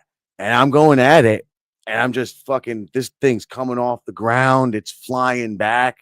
People keep stopping, working out in the gym and staring because I'm fucking just destroying this bag. And I held out for 8 rounds. It really made me wheeze, but I did 8 rounds. That was my routine during this time. And yeah, if those punches hit Stevie Lou, it would have been maybe serious trouble. Maybe those seemed serious. I don't know. Maybe the bag. It was a big bag, bigger than a usual punching bag. Big long one. That fucking whole thing, and it's going into the walls and shit, hitting the office. So I understand why he faked his nunchuck attack. I get it, Steven. See, it's people like you. Obviously, Bedabbler, he wanted, I mean, whatever. Aaron issued that entire challenge to fight 5 people at Hackamania in Vegas this May. And everybody was like, yeah, let's do it. And then instantly he was like, oh, okay, well, you got to do this, that, and the other thing, or I'm not going to fight you. Famously, I would consider that kind of backing out of a fight myself, but everybody can make up their own minds on what they thought about that. I thought it was No, this is garbage. This is garbage. Because it was Ski and I, Derek. We wanted fighting. We wanted to do, and this was pre-dab. This is the very beginning of the dabbleverse. Fighting. We were hoping to get out there and fight. Put all the fucking challenges and these chickens in this dabbleverse. I'm putting it out there. No champion is legitimate unless they fight me. That's it. At Hackermania, no fight is legitimate lest it begins with fighting me. Period. Fair enough. Hey, Aaron Imholte. Hey, who is this guy? Hey. One of our former, what do you say, attendees that have been coming and coaching, as well as participating. He's been coming. On the boxing scene, and isn't America great? Because you have a choice to do things, good things and bad things. Things that people might not like, and I was kind of missing Aaron. I know. Who doesn't? Well, it's the good looks. It's good looks. It's gotta be. I don't have a man crush on him, but we don't have a matinee idol if I'm not here. Yeah. I kind of missed on Thursdays, but yeah, you've been sick though, and I mean it's cold, but you're here. I'm glad you're here. And I want him to be here because he's a part of the team in that. So, but I hope that was so to see you here more. Is that? Yeah, yeah. He's part of the team and all. Like what team? Like what? I'm glad he's here. I want him to be here. Yeah, he hasn't been around much lately because he's been sick. What's wrong with Thursdays? Thursdays are good. I like Thursdays because you fit in well with Thursdays. I think so. You're pissing a lot of people off right now. I am. But again, it's oh no, I like it. I love it. But it's America. It's about the red, white, and blue. You got to stand up for what you believe in.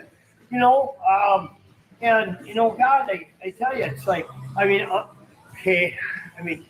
kind of on the verge of, maybe, death, and I need people with that attitude, counting the days. Counting the days, yeah, I know, and I need people to kind of step in and take over. Yes, sir. Yes, sir. I don't know.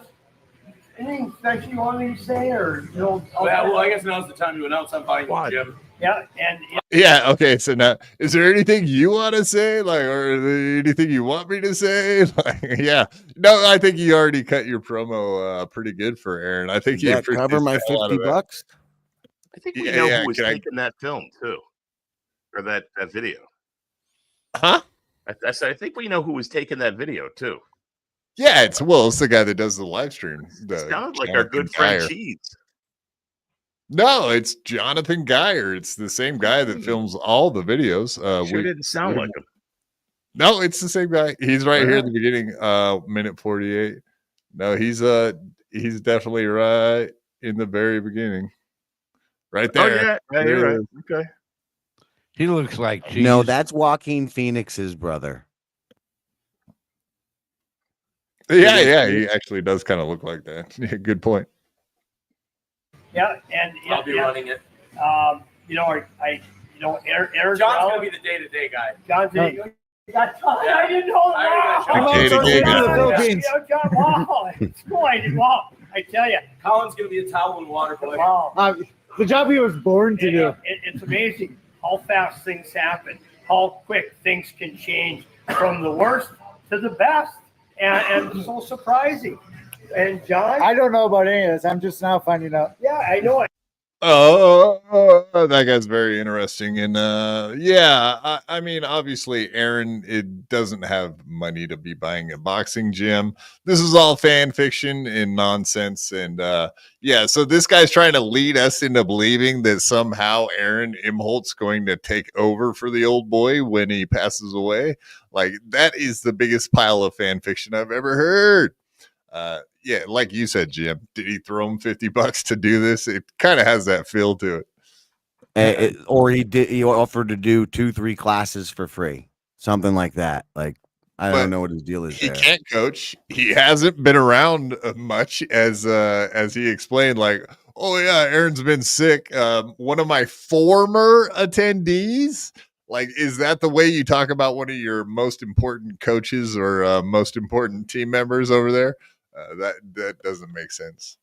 It doesn't. And Grob is stuck on what I am. Fat arm, Aaron. Those folds are really sucking me in.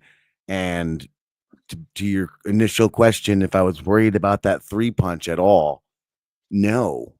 Not at all. Seeing this.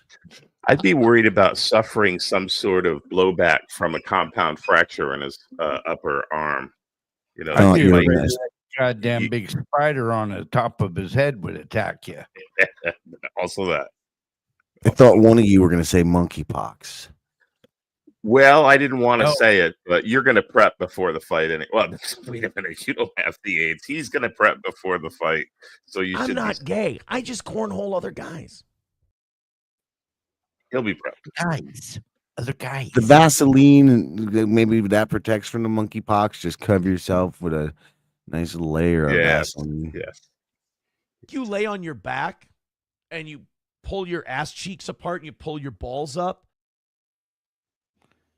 Oh, guys. Thank God that didn't go any further.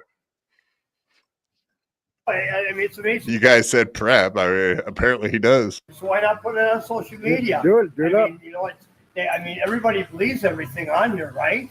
Almost. I mean, sticks and stones may break your bones, and words will be. I mean, yeah, we believe a lot of stuff that we hear on the internet. We just don't believe it when it comes out of Aaron Imholt's mouth, for the most part. But other than that, yeah, a lot of stuff is believable. There's some things you can believe on the internet, and there's some things that are just bullshit on the internet. You never. I'm just glad you let me in tonight, seeing as I'm kicked out. Well, yeah. That's Holy cats! I know. You forgot. I forgot. You let me in. I just This is real. Stupid asshole. That's weird. That's weird. Can you say? Yeah, you can say stupid ass. Okay. So real. I didn't know that. This is a Christian channel now. Oh, it's okay. Sorry. Yeah. Yeah, old stuff. Yeah, he doesn't like saying stupid ass. Can you say that on the internets? Really? Anyway, yeah, I just This is so weird. Real. It's so wholesome, isn't it? So wholesome. This Scott guy, he spells out cuss words. That's my favorite thing. Wally. Let everybody know. Hey, It's not wholesome. It's actually disingenuous and terrible what he's doing here. Oh, you believe what's on the internet? You can't believe when you see me saying Aaron's kicked out. I mean, I'm just saying, I personally wouldn't want to train under a man of such low honor. Fair. Yeah, he does actually. I mean, that is a good point. He doesn't have much honor. Indeed, because he lets a guy that doesn't have his safe sport or insurance or liability or any of that stuff in order coach at his gym on Thursdays. Apparently that is a thing. That is a great point. And not only that, yeah, I mean, obviously Aaron should have never been coaching, but he also let him have a key. And Aaron tried to have a boxing match with Ethan Ralph when this Scott guy wasn't there. Like, can you imagine the liability for something like that? If someone got hurt or something bad happened, you guys are boxing after hours with dudes that are like way out of shape. It's not good, to say the least. That Aaron was willing to put the entire boxing gym at peril for a fight with some dude on the internet. Speaking of the internet, Scott, apparently you have problems with people fucking around on the internet, but that's where half of the fights that Aaron is challenged to do and accepts are on the internet. So I don't know. Maybe Scott should have a different opinion of this goober ass motherfucker, Aaron. I think it's my opinion. the man is back. So if I'm a coach, That I have looks to kind of become like a goober in A former attendee. Very I- goober. just an Very attendee. goober. If you're just an attendee, I mean, to be Background's technical, getting knocked out. backgrounds get knocked out, but shit with. That's not the only thing that's getting knocked out. Am I right? Am I right, guys? I forget the law firm. I think one of them's name is Kelm. My name is Kelm. It sounds like there's a connection. There's a connect. Yeah, that could be. It sounds familiar. Devastating, but you know, Small town. Oh, those are my divorce attorneys. Really? Oh my God. Kelman Reuter. Kelman Reuter. Oh my God. Scott Kilm as well too. I wonder if I have any affiliation, but I guess we'll let you guys decide that. But anyway.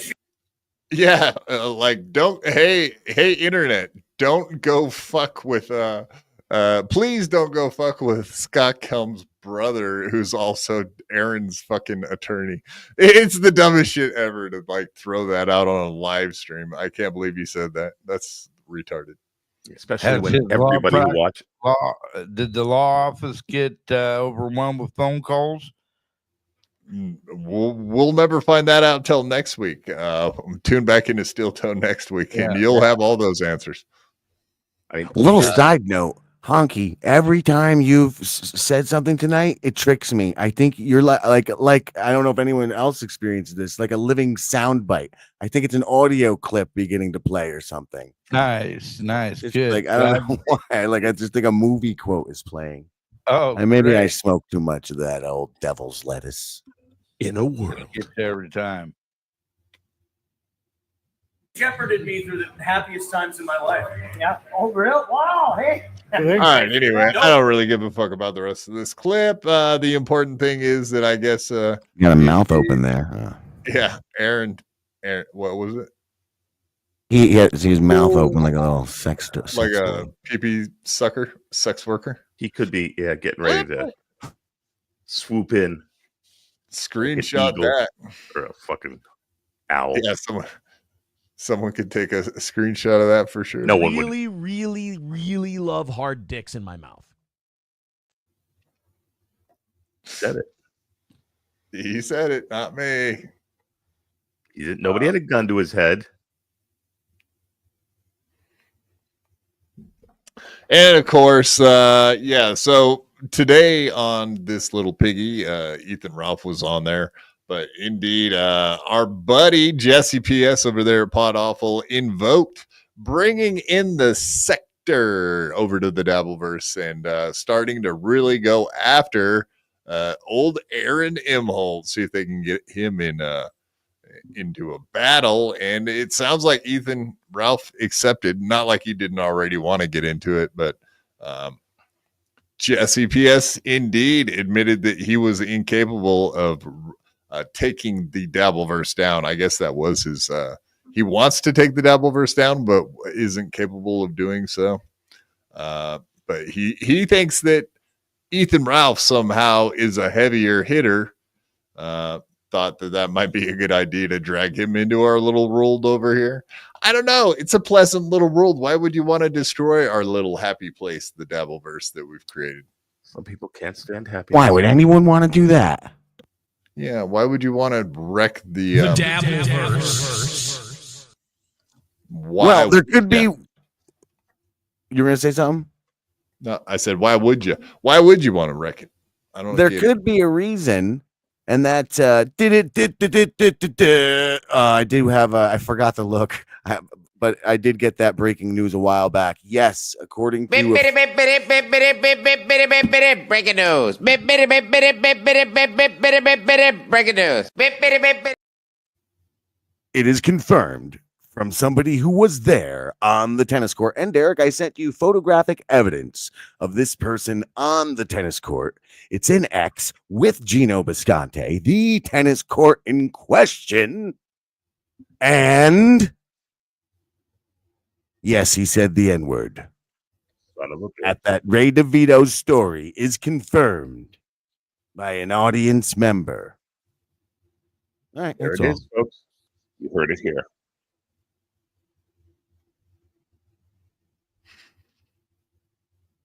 Boo! Called the guy a Nickeloon. I see a tennis court. I see a tennis court. I see a tennis court. There it is. If there's no penises. That's the best thing about these pictures. And you can trust that man. Look how old he is. Look at him. Oh no. Hey, David Letterman.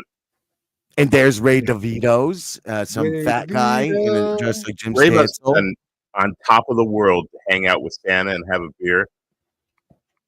I'm so glad I have these pictures now. That makes Wonder how my much Oh, weed look! Look at what Ray DeVito's holding in his right hand. A tennis ball. Transwater. No, that's a tennis ball in his right hand. Oh, yeah, tennis ball. Oh, good. I was right. Well, usually I get my left and rights wrong. That was just chance. There you go. That's one Gino Buscante. Indeed. And that's right before he screams the N-word. What was the event? Was there some sort of a secret show? It was a What's secret that? show. Oh, secret show. Okay. Yeah, back when they were during the pandemic. Those days. Yeah, there you go. He's got the bracelet still. Look at that, folks. Oh, that's cool. That's a VIP. That's a VIP bracelet. So they had Matt Mead was handing out little trinkets like Chet Zumach does all the time now. I love it. This was in spite of the lockdown for the flu, right? Or whatever the fuck, the pandemic. That was very cool. I wish that was before my time. I wish I'd been around. I could have gone to that. They were very fun. I believe he started them back up again recently. There was more than one. Oh, cool. That's even cool. Oh, there were many. And they were all very good. Most recent one was, I don't even feel like it was more than a year ago. Had Jim Florentine. Actually, that's all I remember. But there were Karen the blonde chick with the Karen Margolis. Yeah, that one. Yeah, because she was with Jim Florentine for a while. I'm not thinking strange. They're not putting their penises and vaginas together anymore, apparently. Well, that they were doing it secretly at the time, and I got to get in on that little secret at the secret show. You see, guys, that's the kind of things that happen. Yeah, you learn things. So you learn secrets at secret shows. Wow. You do. Or, I mean, and we maybe just not learned anymore. a secret about secret shows having secrets. This is so. How many levels? This is fucking. And you had the secret wristband, which meant you got to learn secret things. Yeah, so many secrets that it's so good I didn't say what I just said because it would have been spilling a secret. Yeah, don't do that. You shouldn't do. Boggling my mind. And I mean, Larry B doesn't have a lot left of this earth, so I mean, I wouldn't want to spill secrets. I mean, they said that they got rid of his cancer or whatever, something like that. I'm really happy for him, but upset for my joke. Yeah, well, yeah, Larry Bay is dying and stuff. That's right. I remember now. It's true. It's true. I repeat. He's gonna prolapse. Aaron has fat arms and hemorrhoids. Do you know how painful his butt sores are? He pushes through it for our love, though. Who does these voices? They need to talk to my AI people, okay? My Jake is better. No, it's actually okay. Let's play that again because I want to break it down. Aaron has fat arms and hemorrhoids. Do you know how painful his butt sores are? He pushes through it for our love, though. That's a fact, G-Rob. That's hilarious. But it is a fact that Aaron definitely has like hemorrhoids or something like that because he is very uncomfortable sitting on his chair now. Like I don't remember the last time I watched Aaron Imholt clip without seeing him like readjusting his ass. So he's constantly doing like this shit. Yeah, he's either got some sort of.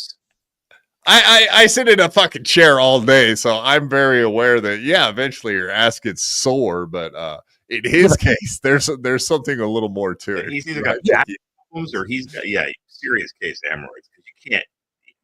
He doesn't just adjust himself. He's bouncing around like he's on a fucking dildo half the time. He's bouncing all over the place. But there, you're saying it. See, you really think it's hemorrhoids? Or there also the other thing is repeated use of the anus does lead to when you're done, like when you're no longer using the anus, like there's a lot of comfort and fidgetiness that comes along with that. That's a fact, Jack. I think that thing is up there. I've got phantom dildo syndrome. It's like his butthole's way of saying it misses Nick Rakita. I can't quit you.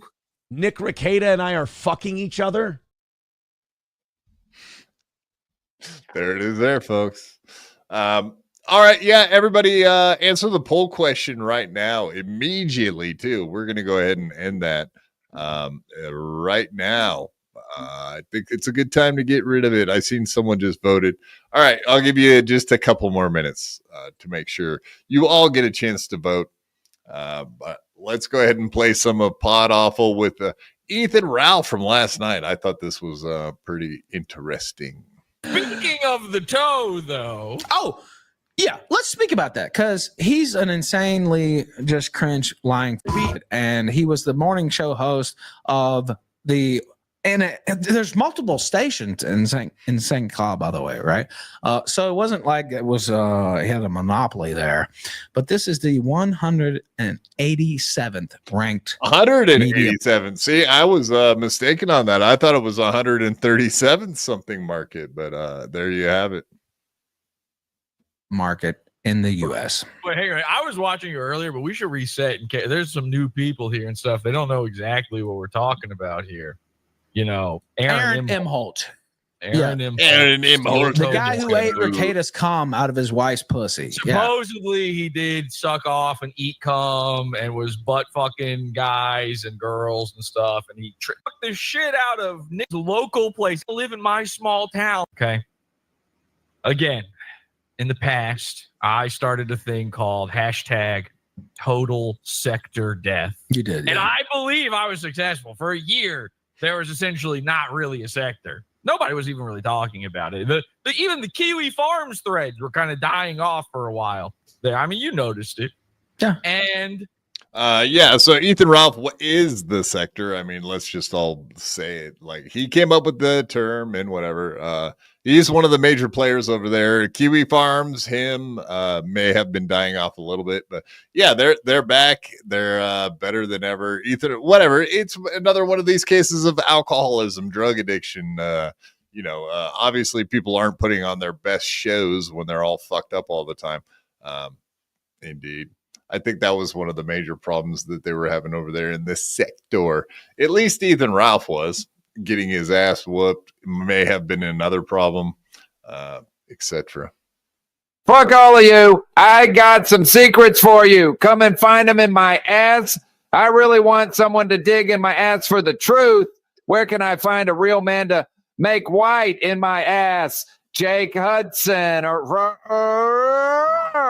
I'm here for all the baby boys. Where my Navla bros at? Fuck Ray DeVito's for putting girls on I-80, and I need some granny dick.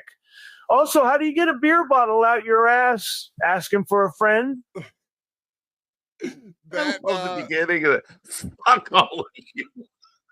The Kevin Brennan where he at the end, it literally sounded like he was actually doing it. This guy figured out how to put in the right word to make it sound like you're actually coming. Congratulations on that. You win, sir. Well done. There's a way. Does Jake Hudson actually have a beer bottle stuck up his ass? That's news. Yeah, well, no, he was asking for a friend. Hake Judson. His friend Hake Judson. That is the correct wording. I love it. From here forward, we'll see if all sexual texts will have for the orgasm and all vomiting scenes. Oh God. There's another. There are these communities. You started by accident, but you started this community called the sector. This circle of I coined the term, actually. Yes. You coined the term, and you're the nucleus. You're the man in the middle of the sector. I'm the and sun. There's other ones. Yeah. There's other ones. There's the commentary community. Do you And know the what this is? dabbleverse. The dabbleverse. Yes. And here's the thing. Now this is fascinating. I was watching the program earlier. The You were talking dabbleverse. about the dabbleverse, and you were talking about Stuttering John. Yes. Now you are the nucleus of the sector. The nucleus of the dabbleverse is supposedly Stuttering John. But I declared this a few weeks ago on my show. I said, you know what's interesting? Nobody's talking about or fucking with Stuttering John anymore. Now, There's a new nucleus in town, and his name is fucking Aaron Imholt. It's true. And like it or not, again, just like you, Stuttering John accidentally named the dabbleverse, right? Yes. He's gone. He's not part of it anymore. He's out. They gave up.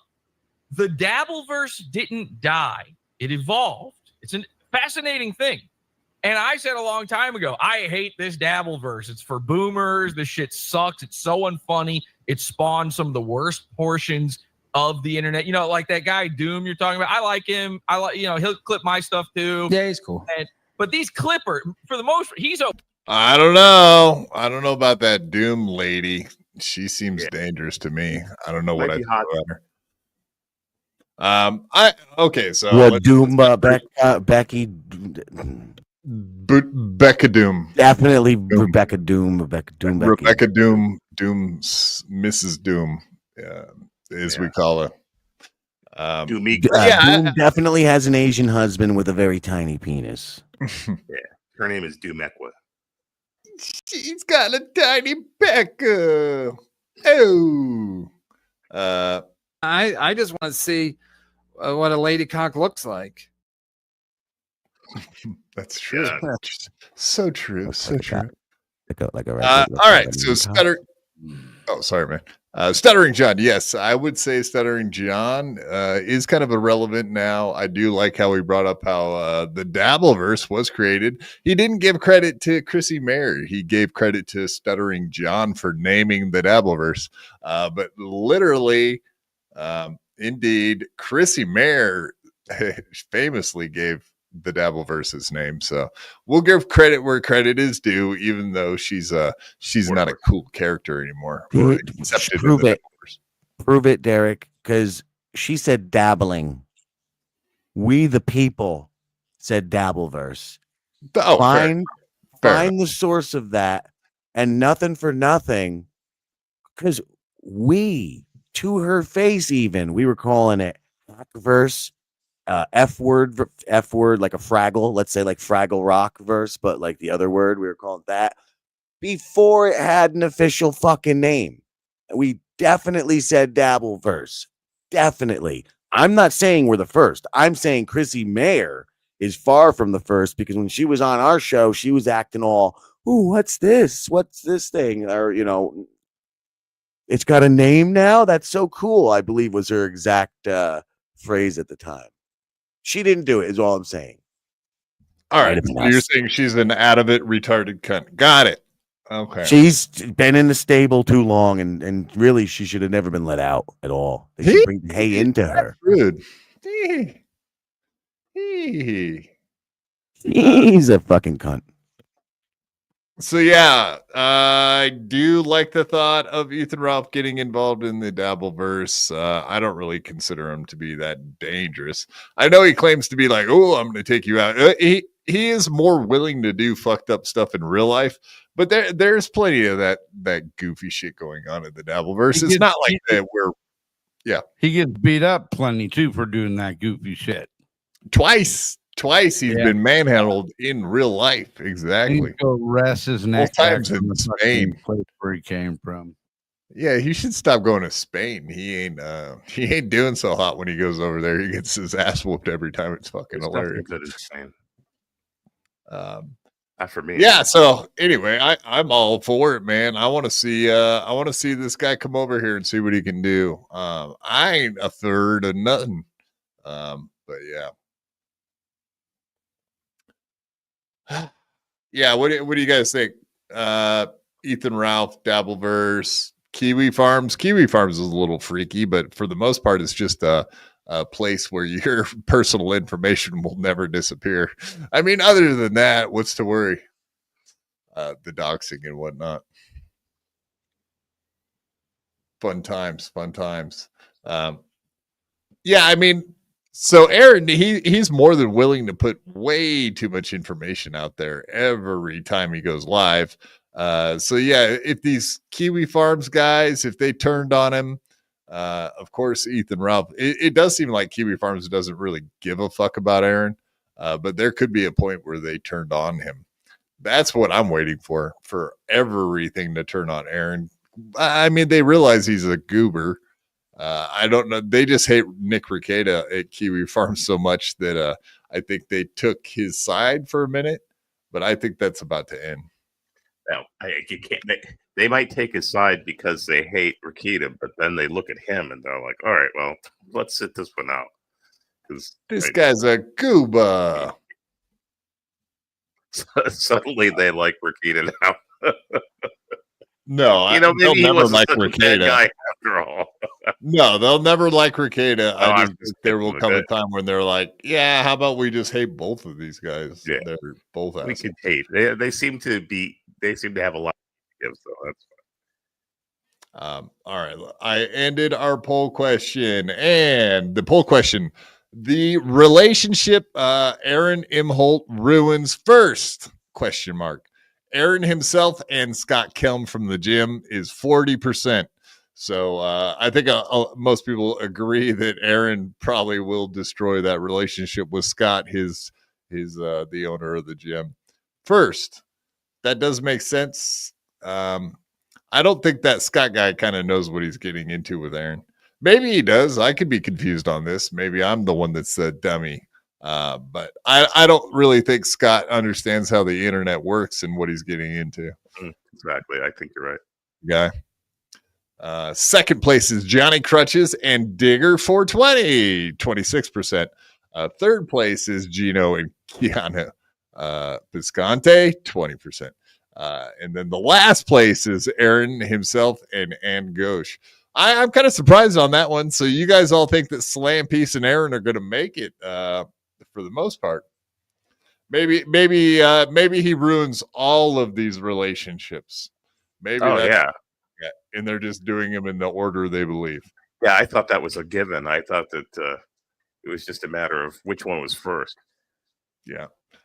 What do you think about Gino and Keanu now that they're married? I don't think I've talked to you since that happened, Jim. But yes, I think I don't want to. I definitely don't wish him ill will. She's a young girl who's still going, trying maybe to go somewhere. I don't know. Maybe she'll settle. Maybe. With them. I don't. I mean, that's the thing. Like, okay, well, you bring up a good point because she's about to skyrocket. She just signed on to Ad Large with your buddy over there, E-Rock. No, so then this is a facetious large thing. It's just large in the sense of these E-Rock's fat. No, she's very skinny, like a young boy, but no, absolutely not what I'm Specifically saying. the boy from the middle. E-Rock. I mean, he was a great producer at Compound. He really made that thing blow up and become what it was. And I'm sure he's doing the same thing on his channel. I mean, you look at the numbers he's getting on his channel. Tell him, Steve Dave. I mean, wow, they're blowing up over there. So I would sign on to everything that E-Rock's doing because he's so successful at everything he touches. Turns to gold, you know? I'm sure you would agree, Jim. Yeah. I'm so confused. I'm about as confused as some other people are tonight, by the way. Sexually? Yes. Yes. Sexually. I mean, it happens. I mean, Valentine's Day is the day for confusion, sexual confusion, mostly. I mean, everybody's running around looking for a fucking kid with a bow and arrow to shoot them in the ass. I don't want any part of that. You could fucking. There's no telling how many people are going to die tonight from this shit. Are we back on monkeypox again? Oh, you're talking about there's going to be a boy with an arrow. The kid's in a fucking diaper, which means he's not even 2 years old yet. He's running around with a bow and arrow trying to shoot people in the ass. This has got trouble written all over it. That's why I stay in the house. Stay in the house. That's a good and idea. Keanu is the boy we're talking about, right? Yes. Oh, yes. Yes. She's like Peter Pan. I'm hard of hearing. That's why I missed some things. Yeah. Well, I'm hard too. Anyway. I'm so hard right now. I can't even tell you. I'm still hard from those Lemmy clips. I mean, yeah, she's disgusting.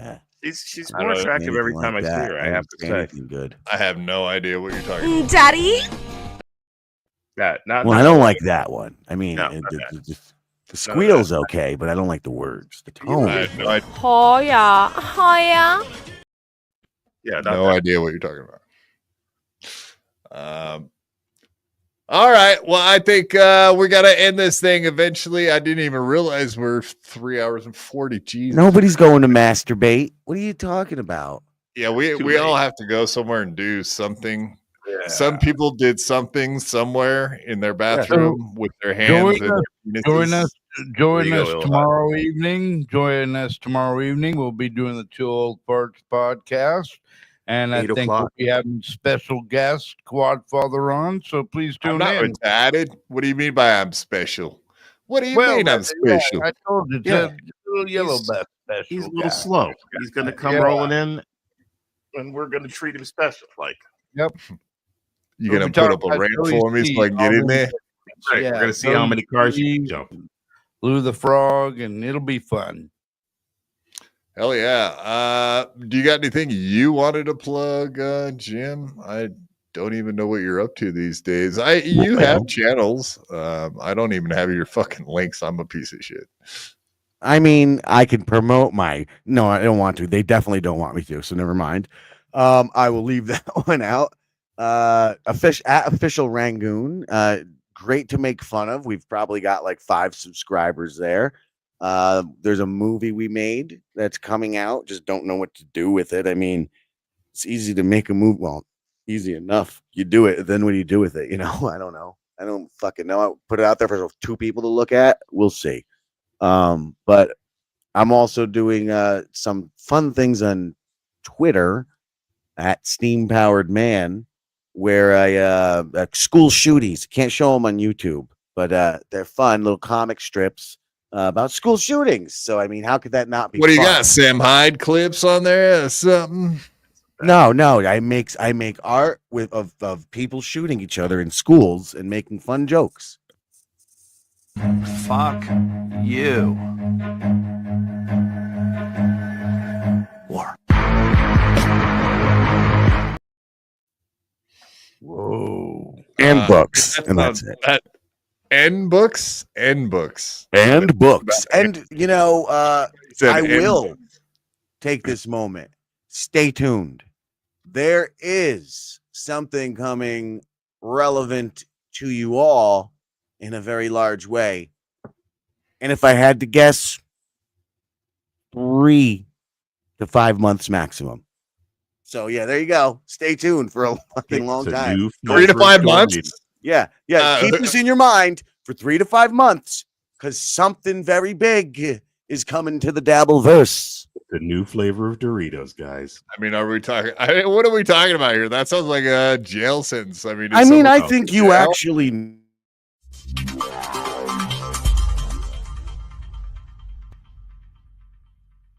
I had to fight my whole life. I could beat you up even if you had 1,000 knives. Even if you had infinity knives, I would punch you up into the air like a kite. I bet you sleep with the night light, cause you're scared of the dark, cause you stink like a fart. Well, I like your fart on fire with my rounds. You think I won't? I do it all the time. I bet I got more money than Jay-Z. Compared to me, Jay-Z is lazy. Plus Beyonce thinks that I'm cute. It's okay, Beyonce, I think you're cute too. I made out with so many girls. I made out with every girl in the world. I might look small, but I'm not. I don't care if you're big, I'll fight you. Well, I do know that I am the baddest of them all. If you ain't about money, then I don't mess with y'all. Y'all think I don't get girls, cause I ain't very tall. If she see my stats, I bet you that she calls. Cause I am the baddest of them all. If you ain't about money, then I don't mess with y'all. Y'all think I don't get girls, cause I ain't very tall. If she see my stats, I bet you that she calls.